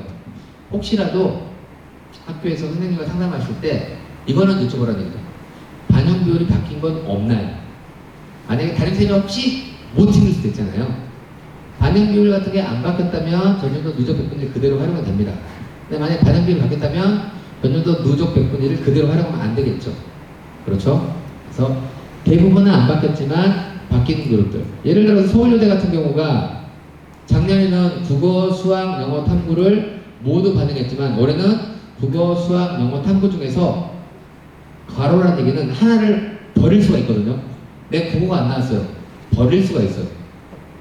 자, 중요한 건 네 개를 모두 반영할 때에서 하나를 버립니다. 하나를 버리면 전체적인 지원하는 성적대는 올라갈까요? 내려갈까요? 올라가겠죠. 그렇죠. 그런 부분들도 감안하시라는 얘기죠. 만약에 작년에는 4개 중에 3개만 반영했는데 올해 4개를 다 반영한대요. 그럼 어떻게 될까요? 점수는 내려갑니다. 그 정도의 변화 정도는 확인을 하셔야 한다라는 말씀들을 드리고 싶습니다. 예를 들어 성균관대학교 같은 경우는 작년도보다 올해 수학의 반영 비율을 낮췄습니다. 저것도 성균관대학교가 자연계열 애들이 인문계열로 넘어오지 못하게 하는 것도 그런 영향이라고 개인적으로 생각을 하는데요. 그런 부분들도 혹여 상담하실 때 선생님 혹시 반영 비율이 바뀌지는 않았는지요? 정도는 한 분 정도는 질문을 하시면 어떨까? 물론 제일 좋은 건 선생님이 상담하실 때 짚어주는 게 제일 좋겠죠. 영어입니다. 예를 들어 영어 1등급과 2등급의 점수 차이인데요. 연세대가 1, 2등급 점수 차이가 커요. 근데 보시면 합격자의 영어 등급도 보면 물론 일치하는 건 아니지만 아무래도 영어 등급 차이가 컸을 때 연세대가 제일 크다 보니까 연세대학교에 합격하는 등급 합격자의 영어 등급 평균 1.3이 제일 높다는 얘기는 등급 간의 점수가 실제로 지원하는데 영향을 준다는 얘기가 되겠죠. 서울대 같은 경우는 1등급, 2등급 점수가 거의 안 나요. 그러다 보니까 서울대임에도 불구하고 정시 합격한 친구들의 영어 등급의 평균이 1.9라는 얘기는 대부분이 2등급이라는 얘기잖아요. 그렇죠? 이 대학도 마찬가지입니다. 근데 여기는 좀 더 내려가지 않을까? 1등급보다는 2등급, 3등급대가 더 있지 않을까? 하지만 실제로 등급 컷은 여기도 1점대 있는데 어쨌든 그런 부분들도 영어도 활용하시라는 말씀을 드리고 싶습니다. 왜 그러냐면 영어는 감점, 가산점으로 물론 그 주어진 환산 점수에서는 반영이 된 점수가 나오지만 막상 눈에서는 그게 딱 제대로 안 보이는 케이스가 있어서 그런 부분들을 좀 살펴보시라고 말씀을 드리고 싶습니다. 예를 들어 이런 거죠. 신체 케이스입니다. 작년에 딱 보면 전체 표준 점수하고 밑에가 좋아요. 쟤는 388, 아래는 392. 근데 쟤는 영어 1등급, 아래 2등급. 근데 탐구를 보면 위에는 100과 75, 아래는 99, 97. 누가 봐도 밑에 있는 애가 더 잘 본 것 같은데 고려대학교 환산점수 기준 따지면 위에가 이겼습니다. 영어 1등급이. 즉 대부분 상담하실 때 요걸로 상담하실 거예요. 평점합이 얼마냐? 근데 실제로 상담은 합격은 이 평점합으로 이루어진 게 아니라 제일 오른쪽에 있는 환산 점수에 의해서 합격이 나옵니다. 그러니까 근데 중요한 건 이거죠. 내 점수가 800점 만점에 661.27과 662.27이 어떤 차이인지 모른다는 거죠. 여기서는 전체 표점 표점이 420인데 내가 표점 2점 부족하네? 3점 부족하네? 눈에 보이는데 저게 환산점을 가는 순간 얘보다 내가 2점이 부족하고 3점이 부족한 애가 얼마의 점수가 부족한지가 모른다는 거죠. 그러다 보니까 어려움을 느끼는데 그래서 올해 거의 전반적인 공격에 상담하는 건 저 점수대가 어느 위치에 있는지를 보여줄 겁니다. 위치에 있는지. 야, 네가 이 정도가 전국에서 약 4.67%의 위치에 있어. 그런데 작년에 합격하는 사례들이 5.2%까지 합격이 됐는데 그 안에 드니까 이런 거죠. 이해하기 쉽게. 야, 너가 올해 직관에서 위치가 5.2%야. 근데 작년에 충원 합격이 5.3까지 있지만 대부분은 한 4.89에 3% 이루어졌네. 이렇게 올해 비교를 해줄 거라는 겁니다. 이런 상담들, 그런 상담들을 받게 되실 겁니다. 아시겠죠? 국어 반영 높은 데는 자연스럽게 한 특정 과목이 반영률이 높다는 얘기는 그만큼 다른 과목을 안 본다는 얘기가 되겠죠. 그럼 아까 말씀드렸죠. 4개를 다 반영하지 않는 순간 대학교 서열은 낮아진다고요. 어쨌든 그럼에도 불구하고 그런 대학교들이 있는 것들을 한번 수학 반영 비율이 높은데 보시면 그리고 괄호는 뭐냐면 선택할 수 있는 거가 되겠고요. 영어 반영 비율이 높은 대학이 되겠습니다. 한림대는 잘한 거 70, 나머지 하나 30, 2개 반영한 거예요. 하지만 보시면 뭐도 있냐면 경기권의 대학들이 꽤 많이 있습니다. 그 다음에 탐구의 반영 비율이 높은 곳들 살펴보시면 될 것 같고요. 그 다음에 한국사입니다. 개인적으로 저 신한대 보이시죠? 신한대는 한국사 1등급 맞으면 무조건 갑니다. 한국사 1등급 되게 맞기 쉽거든요. 그래서 제가 아이들한테 한국사 1등급 맞아봐. 그럼 경기권에 다 갈 수 있으니까 2개 반영하거든요. 한국사 1등급 맞고 다른 나라 4등급 맞으면 그 2개로 가거든요. 그런 부분들도 있다. 대신에 평택에서는 아무래도 다니기 어렵겠죠. 하지만 제가 근무하고 있는 남양주에서는 바로 옆도시라서 되게 다닙니다. 중요한 건 저는 경기도에 있는 학생들은 실은 이 이동거리도 되게 중요한 것 같습니다. 제가 근무하고 있는 남양주에서는 경기대학교를 안 씁니다. 왜 안 쓰느냐? 아침에 등교하는데 편도 2시간 20분 걸립니다. 편도. 왔다 갔다 왕복이 다시 오니까. 저희 입장에서는 위쪽으로 쓰는 거죠. 서울 북부. 그래서 어쨌든 그런 이동거리도 되게 중요하다. 근데 뭐 평택에서는 어차피 통학은 거의 대부분 뭐 할 거라고 생각을 합니다. 어쨌든 그런 부분들도 좀 활용하시면 좋겠다라는 말씀을 드리고 싶고요. 제2교육과 절대평가로 바뀌다 보니까 대부분의 대학들이 활용을 안 해줍니다. 그런 부분들도 있다. 가뜩이나 민혁군과 기아가 점수를 잘 받는 구조 속에서 또 원서를 쓰면 가산점을 줍니다. 그럼 더 좋겠죠. 예를 들어서 저기 한국공학대 보시나요? 단순히 대부분 자연계학과가 많아요. 대부분 자연계학과 많은데 보시면 10% 밑에 보면 한국공학대는 인문계열로 줍니다. 그런 부분들. 그러면 가뜩이나 좋은데 더 주니까 더 가겠죠. 그래서 그런 가산점들, 수학에서 가산점 주는 대학교들, 그 다음에 과탐을 응시했을 때 가산점을 주는 대학들, 이런 부분들을. 근데 최근에는 예전에는 이게 문과 친구들이 넘어오는 것을 막기 위해서 이랬는데 지금은 과탐 가산점은 거의 의미가 없습니다. 대부분 자연계학과에 자연계열 친구들이 원서를 쓰는 패턴들이 훨씬 강해졌기 때문에 과탐 같은 건 없지만, 왜냐면 과탐은 자연계학과에 가산점을 주거든요. 하지만 수학 같은 경우는 인문계열에 주는 부분들도 한번 찾아보시라는 말씀을 드리고 싶습니다. 올해 상위권 대학교 표표에 대한 교수입니다.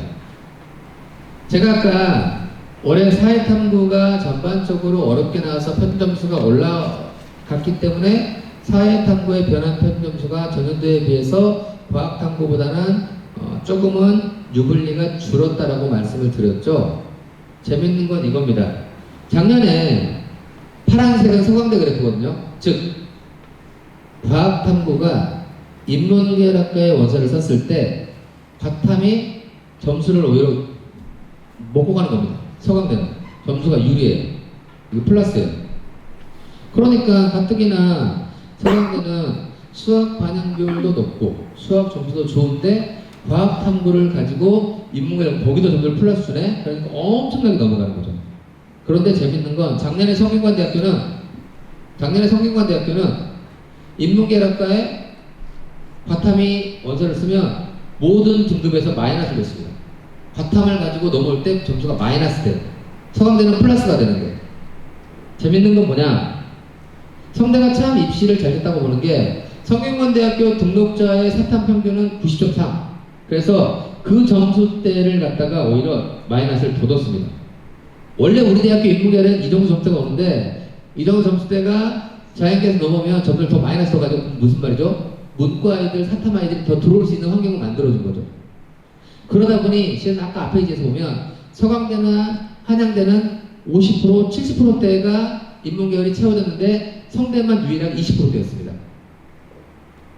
이게 변수입니다. 올해. 뭐가 변수냐? 아까 계속해서 상위권 대학교 인문계학과의 현재 상황이 되게 안 좋다라고 말씀을 드렸죠. 교수님이 방학 때문에 애들이 없어요. 썰렁한 거죠. 좋지 않은 거죠. 그럼 그걸 봤을 때 그걸 보고도 올해도 이렇게 발표를 할 것인가 이렇게 할 것인가,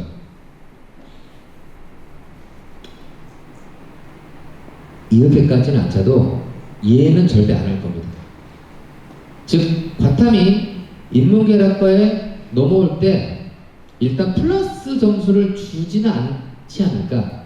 건국대가 발표했는데 사탐 과탐 동일한 100%를 줍니다. 원래는 과탐 따로 사탐 따로 하면 과탐이 좀 더 높게 나와야 돼요. 그런데 건대 발표자를 봤더니 사탐 과탐 구분하지 않고 동일 표점을 줬어요. 그 말은 무슨 말이죠? 넘어가는데 유리함은 없다는 얘기죠. 최소한도 불리하게는, 물론 성대는 올해도 불리하게 만들 겁니다. 최소한도 불리하게는 만드는 대학들이 더 늘어날까는 모르겠지만 유리하게, 과탐이 인문계학과 넘어갈 때 유리하게 점수를 주는 구조를 주는 대학들은 올해 사라질 겁니다. 하지만 중요한 건 자연계열 아이들이 인문계열로 넘어갈 때 탐구 때문에 넘어간 게 아니었거든요. 실은 뭐 때문에 넘어가는 거죠? 수학이잖아요. 특히 올해 수학이 더 많다겠잖아요. 그래서 넘어갈 거라는 거죠. 과탐이 저런다고 성대가 저렇게 좋지만 성대도 당연히 넘어갔잖아요. 어쨌든 대학들 입장에서는 넘어가는 데 있어서 적어도 탐구만큼에서의 점수가 유리하게 나오는 구조는 올해는 안 만들 가능성이 매우 높다라는 말씀. 하지만 그래도 수학 교과에서 가지고 있는 기본적인 유리함이 있기 때문에 그래도 대학은 아이들은 넘어갈 수밖에 없을 것이다 라고 생각을 하고 있습니다. 평택에 보면 지금 청북고라든가 현업고라든가 이런 농어촌 학교들이 있습니다. 그런데 과거의 농어촌 전형은요 수시에 다 있었습니다. 그런데 대학들이 올해 서울권 대학들을 보면은 정시로 다 놨습니다. 연대, 고대, 서강대, 한양대, 이대, 중대, 경희대, 외대, 시립대, 당대, 홍대가 정시에 뽑습니다. 여기서 빠진 건 서울대, 성대, 건대입니다. 숙대. 참고로 농어촌 전형은요 일단 쓰시면 유리합니다. 일반전보다 훨씬 낮은 성적대에서 합격선이 나옵니다. 하지만 훨씬이라는 표현이 그렇다라고 어마무시하게 낮은 점수대가 합격하진 않습니다. 작년도하고 올해를 비교했을 때 서울시립대가 일단 들어왔어요. 여기서는. 나머지는 작년과 그대로 있었거든요. 아마도 농어촌 전형에 대해서는 일반 전형보다는 여기 있으면 약간 상향인데, 소신인데, 상향은 아예 안 되는 거고요. 소신인데, 소신이 농어촌을 쓰면 100% 합격할 겁니다. 그래서 여기에 대해서는 몇 점대 합격하는데요? 라는 부분들에 대한 것들을 말씀드리기 애매합니다. 하지만 저는 감히 그럼에도 불구하고 말씀을 드리면 연고대, 서강대까지 라인은 올 2등급대 정도가 아마 합격선에서 형성될 겁니다. 참고로 일반 전형으로는 올 2등급대면 건대 라인이거든요. 왜 그러느냐? 간단해요. 농어촌 지역의 아이들이 수능을 잘 볼까요? 특히 일반고 아이들이 많죠. 수능에서 2등급 정도 맞는 아이들이 내신 얼마 정도 나올까요? 거의 올 1등급이겠죠. 그죠? 그러다 보니 수능에서 내가 그 정도 점수가 나온다는 보장이 없잖아요. 그러다 보니 내신이 좋으니까 일단 수시 합격을 더 노릴 거라고 하는 거죠. 그래서 첫 번째, 농어촌에서 수능 공부가 안 나온다. 두 번째, 그 친구들이 수능과 내신이 훨씬 좋을 것이다. 그래서 일단 수시에서 원서를 쓰고 합격을 할 것이다. 그러다 보니 또 대학들은 아까도 말씀을 드렸지만 정시는 4개를 모두 반영한다 했죠. 즉 수시를 준비하는 친구들은 2등급, 2등급, 5등급, 6등급을 낳습니다.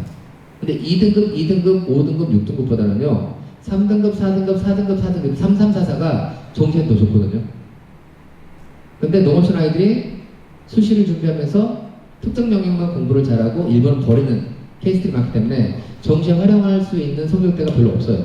즉 두 가지죠. 첫 번째, 일단 수능 자체가 부족하다. 그런데 두 번째, 그 친구들이 정시까지 살아남을 친구들이 있을 것인가? 세 번째, 그 친구들이 과연 수시형으로 공부했을까? 정시형으로 공부했을까? 지금 네 개를 모두 공부했을까?를 따지다 보면 농어촌형은 농어촌 아이들끼리만 줄을 서가지고 등수에 가는 거잖아요. 그러다 보니 자연스럽게 합격선이 밑으로 밀리는 겁니다. 제 개인적인 뇌피셜로는 여기가 올 2등급 때 여기 정도가 이렇게 제가 왜 굳이 농어촌을 등급으로 말하자면 그만큼 없다라는 겁니다. 촘촘하게 뭐 400대, 398 이렇게 말을 안 한 이유가 없기 때문에 올 2, 2233, 2333 정도의 아이들이 합격하지 않을까라고 개인적으로 예상을 하고 있고요. 중요한 건 여기가 있는 거죠. 참고로 아까도 말씀드렸지만 여기는 지방에서 올라옵니다. 지방 가면 지방에서의 농어촌 명문고가 있거든요. 고창 지역에 고창고라든가 있습니다. 그런 입장에서는 여기까지는 올라옵니다. 지방에 있는 아이들이 수능으로 남은 아이들이 근데 여기는 안 올라옵니다. 여기 안 가고 어디 갈까요? 그냥 고창 국립대로 갑니다. 그러니까 여기는 상대적으로 더 떨어지겠죠. 저는 개인적으로 여기 동덕여대 3등대는 5월 4등급 정도는 가지 않을까를 예상합니다. 중요한 건 어디까지나 저기까지 즉 그게 모든 것들을 다 5등급, 6등급이 안 나오는 아이들이 있을 것인가. 실은 제가 평택 정시박람회가 먼저 예약이 돼서 날짜를 잡았는데 제가 근무하는 농어촌 남양주 지역에서 오늘 정시 상담 있어요. 제가 거기 이제 대장인데 저는 못하고 이제 다른 선생님들을 배치하고 저는 왔는데 가봐야 되거든요. 근데 거기도 남양주도 농어촌 지역 있다 보니까 경기도에서 농어촌 상담 제일 잘하는 5명을 배치해놓고 왔어요. 해놓고 왔는데 막상 남양주 지역도 농어촌 학교가 꽤 있다 보니 특정 시간대 20개의 부스가 있는데 특정 상담 때 농어촌 아이들이 8명, 10명이 나온 거죠. 농어촌 부스 5명밖에 없으니까 난감한 거죠. 시간을 바꿀 수 없잖아요. 그래서 제가 거기 담당하시는 주무관님께 뭐라고 말씀드렸냐면 아이들 수능 성적에서 5등급이 2개 이상, 5 아래가 2개 이상 있으면 그 친구는 농어촌으로 유의미한 결과를 얻기가 어렵다. 그 친구는 일반 전형에서 배치한 게 맞다라고 말씀을 드렸거든요. 제가 보기에는 5월 4등급 정도라고 한다면 그래도 수업권에 참고로 개명대는요 제일 밑에 놨지만 여기 의대하고 약대입니다. 저기는 낮지만 제일 높은 거고요. 어쨌든 저는 이 라인들에서 100분이 70대, 60대 후반에서 합격생이 나올 가능성이 매우 높다고 생각을 합니다. 다만 그 결과가 지원한 합격 DB도 별로 없을 뿐더러 또 지원자도 찾기가 되게 어려운데 이것들을 사교육에서 김영렬에서 농어촌으로 대학까지 뭐 있는데 괜히 거기는 점수만 뺏기지 않을까 조심스럽게 예상을 하고요. 어쨌든 농어촌 전형은 그래도 데이터가 가장 많은 건 대교육 상담 프로그램입니다. 대입정 포탈 아시죠? 대입정 포탈 어디가 모르시나요? 그 네이버나 다음에다가 대입만 치시면 대입정보 포탈 어디 가는 사이트가 제일 먼저 뜹니다. 제가 아까 거기 온라인 상담 전체 운영 팀장이거든요. 거기다 질문해 주십시오. 거기다가 질문하시면 그래도 농어촌 전형에 대한 어느 정도의 답변들을 해주시는 경험 있는 분들이 답변을 해주실 거라고 생각을 해서 농어촌 전형에 대해서 지원자가 있으신 분들은 그 사이트와 전화 상담을 통해서 상담을 받으시는 게 제일 그나마 좀 경쟁력이 있지 않을까라고 생각을 합니다. 그래서 결론은 상담을 하실 때 대부분 요걸 볼 거예요. 하지만 실제 결과는 환난점수로 나온다라고 말씀을 드렸죠. 그래서 환난점수에 의한 상담이 오래 진행될 거라고 생각합니다. 아까도 다시 한번 말씀을 드리지만 392, 385가 중요한 게 아니라 763.56과 763 저 점수가 중요하다라는 것들. 그래서 저 환산 점수가 합격자 등산에 들어가기 때문에 저 환산 점수 기준으로 작년도 합격 사례에 대한 누적비, 올해의 위치, 작년 위치를 비교하는 상담이 올해 공교육에서 진행된다라고 말씀을 드리고 싶습니다. 예를 들어 이런 거죠. 아까 말씀드렸죠. 강원에 서울대, 남원에 연대, 고대 썼어요. 그럼 둘 다 합격하면 당연히 서울대로 가겠죠. 그걸 노리고 서성, 한 쓰는 친구들이 연고대로 빠져나간 건 초반 합격을 노리는. 거기에 이제 저게 가장 주 패턴이라면 거기에 이제 이런 서브 패턴들. 그런데 가와 나에 비해서 다군에서 뽑는 대학들이 없기 때문에 아까 다군만 충원이 엄청나게 돈다. 근데 이 성향이 아까 말씀드린 하나만 더 내려가 버리면 엄청나게 많은 조합이 나옵니다. 지금 여기는 이렇게 나오지만 밑에 내려가면 가천대하고 조합되는 대학들이 몇 개 정도 있을 것 같아요. 서울대하고 조합되는 건 서울대, 연고대 쓰고 지방 의대 몇 개 없겠죠. 서성안하고 조합되는 것도 이란 몇 개 없습니다. 그런데 가천대, 경기대하고 조합되는 거죠. 가천대, 경기대를 누구는 상향으로, 누구는 적정으로, 누구는 안정으로 쓰다 보니까 어디부터 어디 나오냐면 건대부터 어디까지? 강남대, 수원대까지 나옵니다. 그러니까 그 대학을 놓고 위아래로 겹치는 게 다르니까. 그러니까 밑에 대학들은 조금 더 어려운데 역시 마찬가지로 가시면 선생님들한테 혹시 가천대 쓰는 대학 친구들이 어느 대학 쓰나요? 정도는 볼 수 있을 겁니다. 그것들을 지원 경향을 잡고 대학 선생님들도 그 정보를 바탕으로 가나다군에 대한 적정 소신 안정들을 잡아줄 거니까 어쨌든 저런 지원 패턴에 의해서 나타난다. 하지만 위에는 되게 선명하게 저런 고리가 보이지만 밑으로 내려갈수록 저것들에 대한 연결된 대학들이 되게 많아진다라고 이해하시면 될 것 같습니다. 결론은 다시 말씀드리지만 내 점수가 전체에서 어느 정도 위치에 있지? 내 점수대에 위치한 아이들이 작년에 어느 대에 갔지? 이렇게 해서 상담이 진행될 것이다. 사교육에서도 이투스, UA, B상, EBST 나옵니다. 하지만 표본의 크기가 다르고 표본의 성격이 다릅니다. 최상위권은 강남대성이 제일 맞습니다. 하지만 전반적으로는 공교육 DB가 제일 맞다라고 개인적으로 생각을 합니다. 그래서 그 DB에 대한 포인트들을 가지고 학교장에 가셔가지고 왜냐면 경기도 거의 모든 학교가 대입 상담 프로그램 쓰고 있거든요.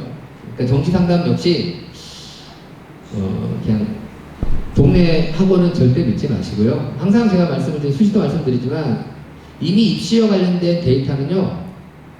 공교육이 제일 정확하고 사이즈도 크고 좋습니다. 네, 공교육을 넘어서는 건 저기서 딱 하나 있다고 합니다. 여기다 말씀을 이겁니다. 얘 하나만 그나마 왜냐면 너무 이 배터리에 너무 많이 원소를 아이들이 써요. 그래서 배터리 칸수가 4개, 3개면 뭐냐? 자, 배터리 칸이 5개다. 딱 중간이죠. 5개가 의미하는 게 뭐냐? 이겁니다. 10명 뽑아요. 그러면 내가 10등을 합격한 겁니다. 최적격이 어쨌든 꼴등으로 최적격이 딱 문 닫고 들어간 게 배터리 중간입니다. 그러면 중요한 건 아까도 말씀드렸지만 서울대 의대를 제외하고는 충원이 돌 거잖아요. 그죠? 그러니까 배터리 칸수가 하나, 2개 부족해도 합격이 되는 겁니다. 그런데 배터리 칸수가 하나, 2개 부족한 순간 이건 마치 안 된다라는 것들은 아니라는 겁니다. 그 진학사 모의전에서 나온 배터리 칸의 딱 중간 개수는 바로 뭐다? 최초 합격의 꼴등으로 26명 뽑으면 26등에 그 아이의 예상되는 등수가 있을 때. 참고로 만약에 어떤 학교 30명 뽑아요. 모의 지원에서 20명 들어오면 그걸 그 대학이 알아서 지원해서 뻥튀기합니다. 예를 들어 그것들이 마치 전체에서 표본에 대한 집단의 개수를 1대1로 적용하지 않습니다. 거기에 이제 진학사의 노하우가 있는 겁니다. 하지만 그럼에도 불구하고 상위권으로 올라갈수록 저 등수가 거의 맞습니다. 하지만 모두 맞지는 않습니다. 라는 것들. 그래서 개인적으로 하지 말라고는 절대 하지 않습니다. 하라고 합니다. 하되 너무 저기에만 의존하지는 마시라 라는 말씀을 드리고 싶습니다. 왜 그러냐면 저기는 어디까지나 모의 지원입니다. 실제 지원이 아닙니다. 아시겠죠? 하시되 저기만 믿지는 마시라 라는 말씀을 드리고 싶습니다. 자, 학교에서 모두 사용하는 대입 상담 프로그램은 올해 어떻게 할 거냐? 아까 말씀드렸다시피 올해 지원자에서 올해 환산 점수, 작년 지원자 작년 점수를 각각의 위치를 비교할 겁니다. 다만 올해 표본과 작년 표본이 동일하진 않겠죠. 그러니까 1대1 매칭으로 무조건 맞다고는 할 수는 없겠지만 어쨌든 지금 현재 정시판에서 수능 DB가 가장 많이 모인 건 여기입니다. 최상위권에 대해서는 약간 하지만 가천대 라인부터 어떤 중상위권부터는 굉장히 믿을만한 DB에 의해서 상담이 가능하다. 특히 이제 여기는 좀 중위권, 지방권으로 내려오면 내려올수록 더 정확도가 좋을 겁니다. 상위권으로 올라갈수록 DB가 없어요.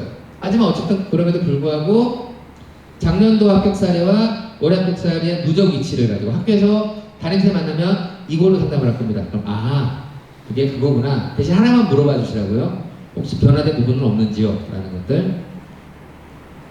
그리고 특정 고등학교에서는 아마 서울시의 센진학 프로그램을 가지고도 상담이 갈 겁니다. 이건 뭐냐면 수능 DB를 가지고 쭉 나열한 상황에서 수능 DB의 위치에 의한 배치점을 잡고 거기서부터 출발합니다. 이렇게 데이터상 프로그램은 환산 점수에 의한 누적을 보낸다면 여기 일단 수능 점수에서 이 친구의 위치를 먼저 보고 그 정도 위치 점수대에 대해서의 예를 들어 어떤 친구가 400점이 나왔어요. 근데 이 친구가 400점이 나왔는데 여기 장점이 이겁니다. 400점이 나왔는데 예를 들어 나는 수학을 잘하는 400점이에요. 근데 그 집단은 수학을 잘하는 400점도 있을 것이고 국어를 잘하는 400점도 있을 것이고 탐구를 잘하는 400점도 있겠죠. 그죠? 그 집단, 전체 수능에 대한 어떤 그 집단의 어떤 특성까지 반영하는 부분들이라서 수능 점수에 대한 분석들을 토대로 하기 때문에 상위권으로 올라갈수록 여기 DB가 훨씬 중요합니다. 굳이 두 개를 구분을 드린다면 한 상위 15개 대학 이상으로 올라갈수록 여기가 조금 더 센진하게 조금 더 정확하고 그리고 이제 밑으로 내려오면 대기업이 조금 더 정확하다. 그래서 혹시 학교 가서 상담하실 때 그 부분들을 좀 활용하시면 좋을 것 같다라는 말씀들 드리고 싶습니다. 자, 그래서 결론은 이거죠. 먼저 쓰는 과정은 일단 내 점수 분석하는 겁니다. 전체 100분위는 얼마인지, 전체 표점은 얼마인지, 어느 과목을 제일 잘했는지, 못했는지 이것들을 분석하는 거죠. 그 다음에 그래서 내 점수를 어디 갈 수 있지? 라고 하는 건 자, 서울시 교육정보연구원. 서울시 교육정보연구원. 아까 말한 센진학인데 그 센진학을 인터넷에서 학생학 부모도 그래서 내 점수 어디 갔을지를 검색할 수 있습니다. 서울시 진학정보연구원 가시면 거기 이제 센진학 가시면 거기서도 확인할 수 있고 또 어려우시면 1600-1615 1600-1615에 전화하세요. 수능선생 연결하시고 제 점수 어디 갈 수 있나요? 하시면 저희 대교육 상담교단에서 알려드릴 겁니다.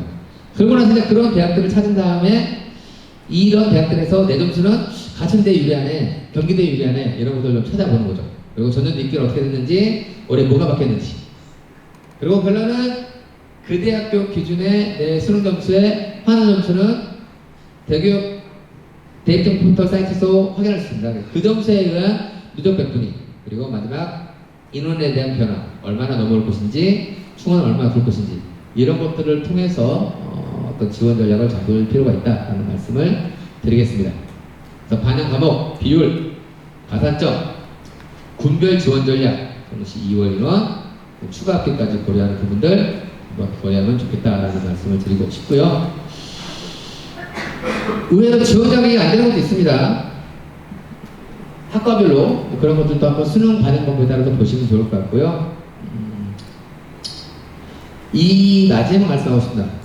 아까도 계속 강조하는 건데 대학교를 보면 분명히 자연에서 인문으로 넘어갈 거란 얘기죠. 근데 그 친구가 고등학교 때 수능을 공부하면서 계속 수학과 과학 문제를 열심히 풀었던 이유는 자연계학과가 취업이 잘 되니까 그랬을 거예요. 물론 인문계학과에 가가지고도 전과를 하거나 또는 복수전과를 할 수도 있어요. 만약에 근데 전과도 허용할 때 전과의 중요한 포인트가 1학년에 입학하자마자 전과를 안 합니다. 1학년을 마치고 2학년에 한 번, 2학년 3학년에 한 번 합니다. 그러면 중요한 문제는 뭐냐? 1학년 때부터 국가에서 공부한 친구들은 1학년 때부터 국가에서 공부하는 기초를 하고 지금 하는 거잖아요. 1학년에서 2학년 넘어갈 때, 2학년 3학년 넘어갈 때 하면 이미 1, 2학년 거를 따로 준비하지 않으면 3학년 따라가기 어려울 수도 있습니다. 아니, 대학은 물론 합격하려고 원서를 쓰는 거지만 궁극적인 목적은 졸업해가지고 취업하려고 하는 거잖아요. 저는 아까 서강대 입문 안 가고 건대 공무원 가려고 저는 그 친구가 되게 전 괜찮다고 보거든요, 개인적으로.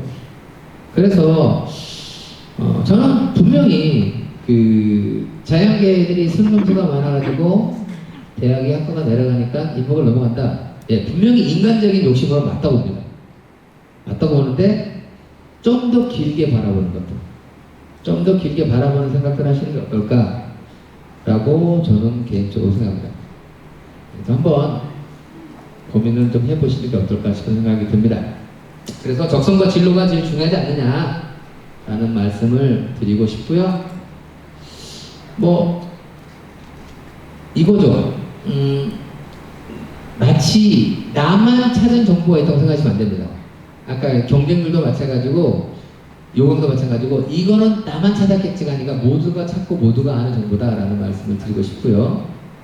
단순 통점이 아닌 환산점에 의한 부분들로 어려우시면 환산점을 산출하시고 질문을 하시면 된다라고 말씀을 드리고 싶고요. 학생부가 반영되면 내가 내신이 좋으니까 거의 정시에서 영향이 없다 말씀을 드리고 싶습니다.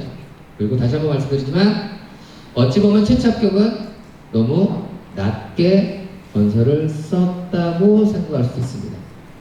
충원학교까지 고려한 지원을 적어도 하나의 분에서는 하시기를 바라면서 제가 준비한 말씀 여기까지 마치겠습니다. 감사합니다.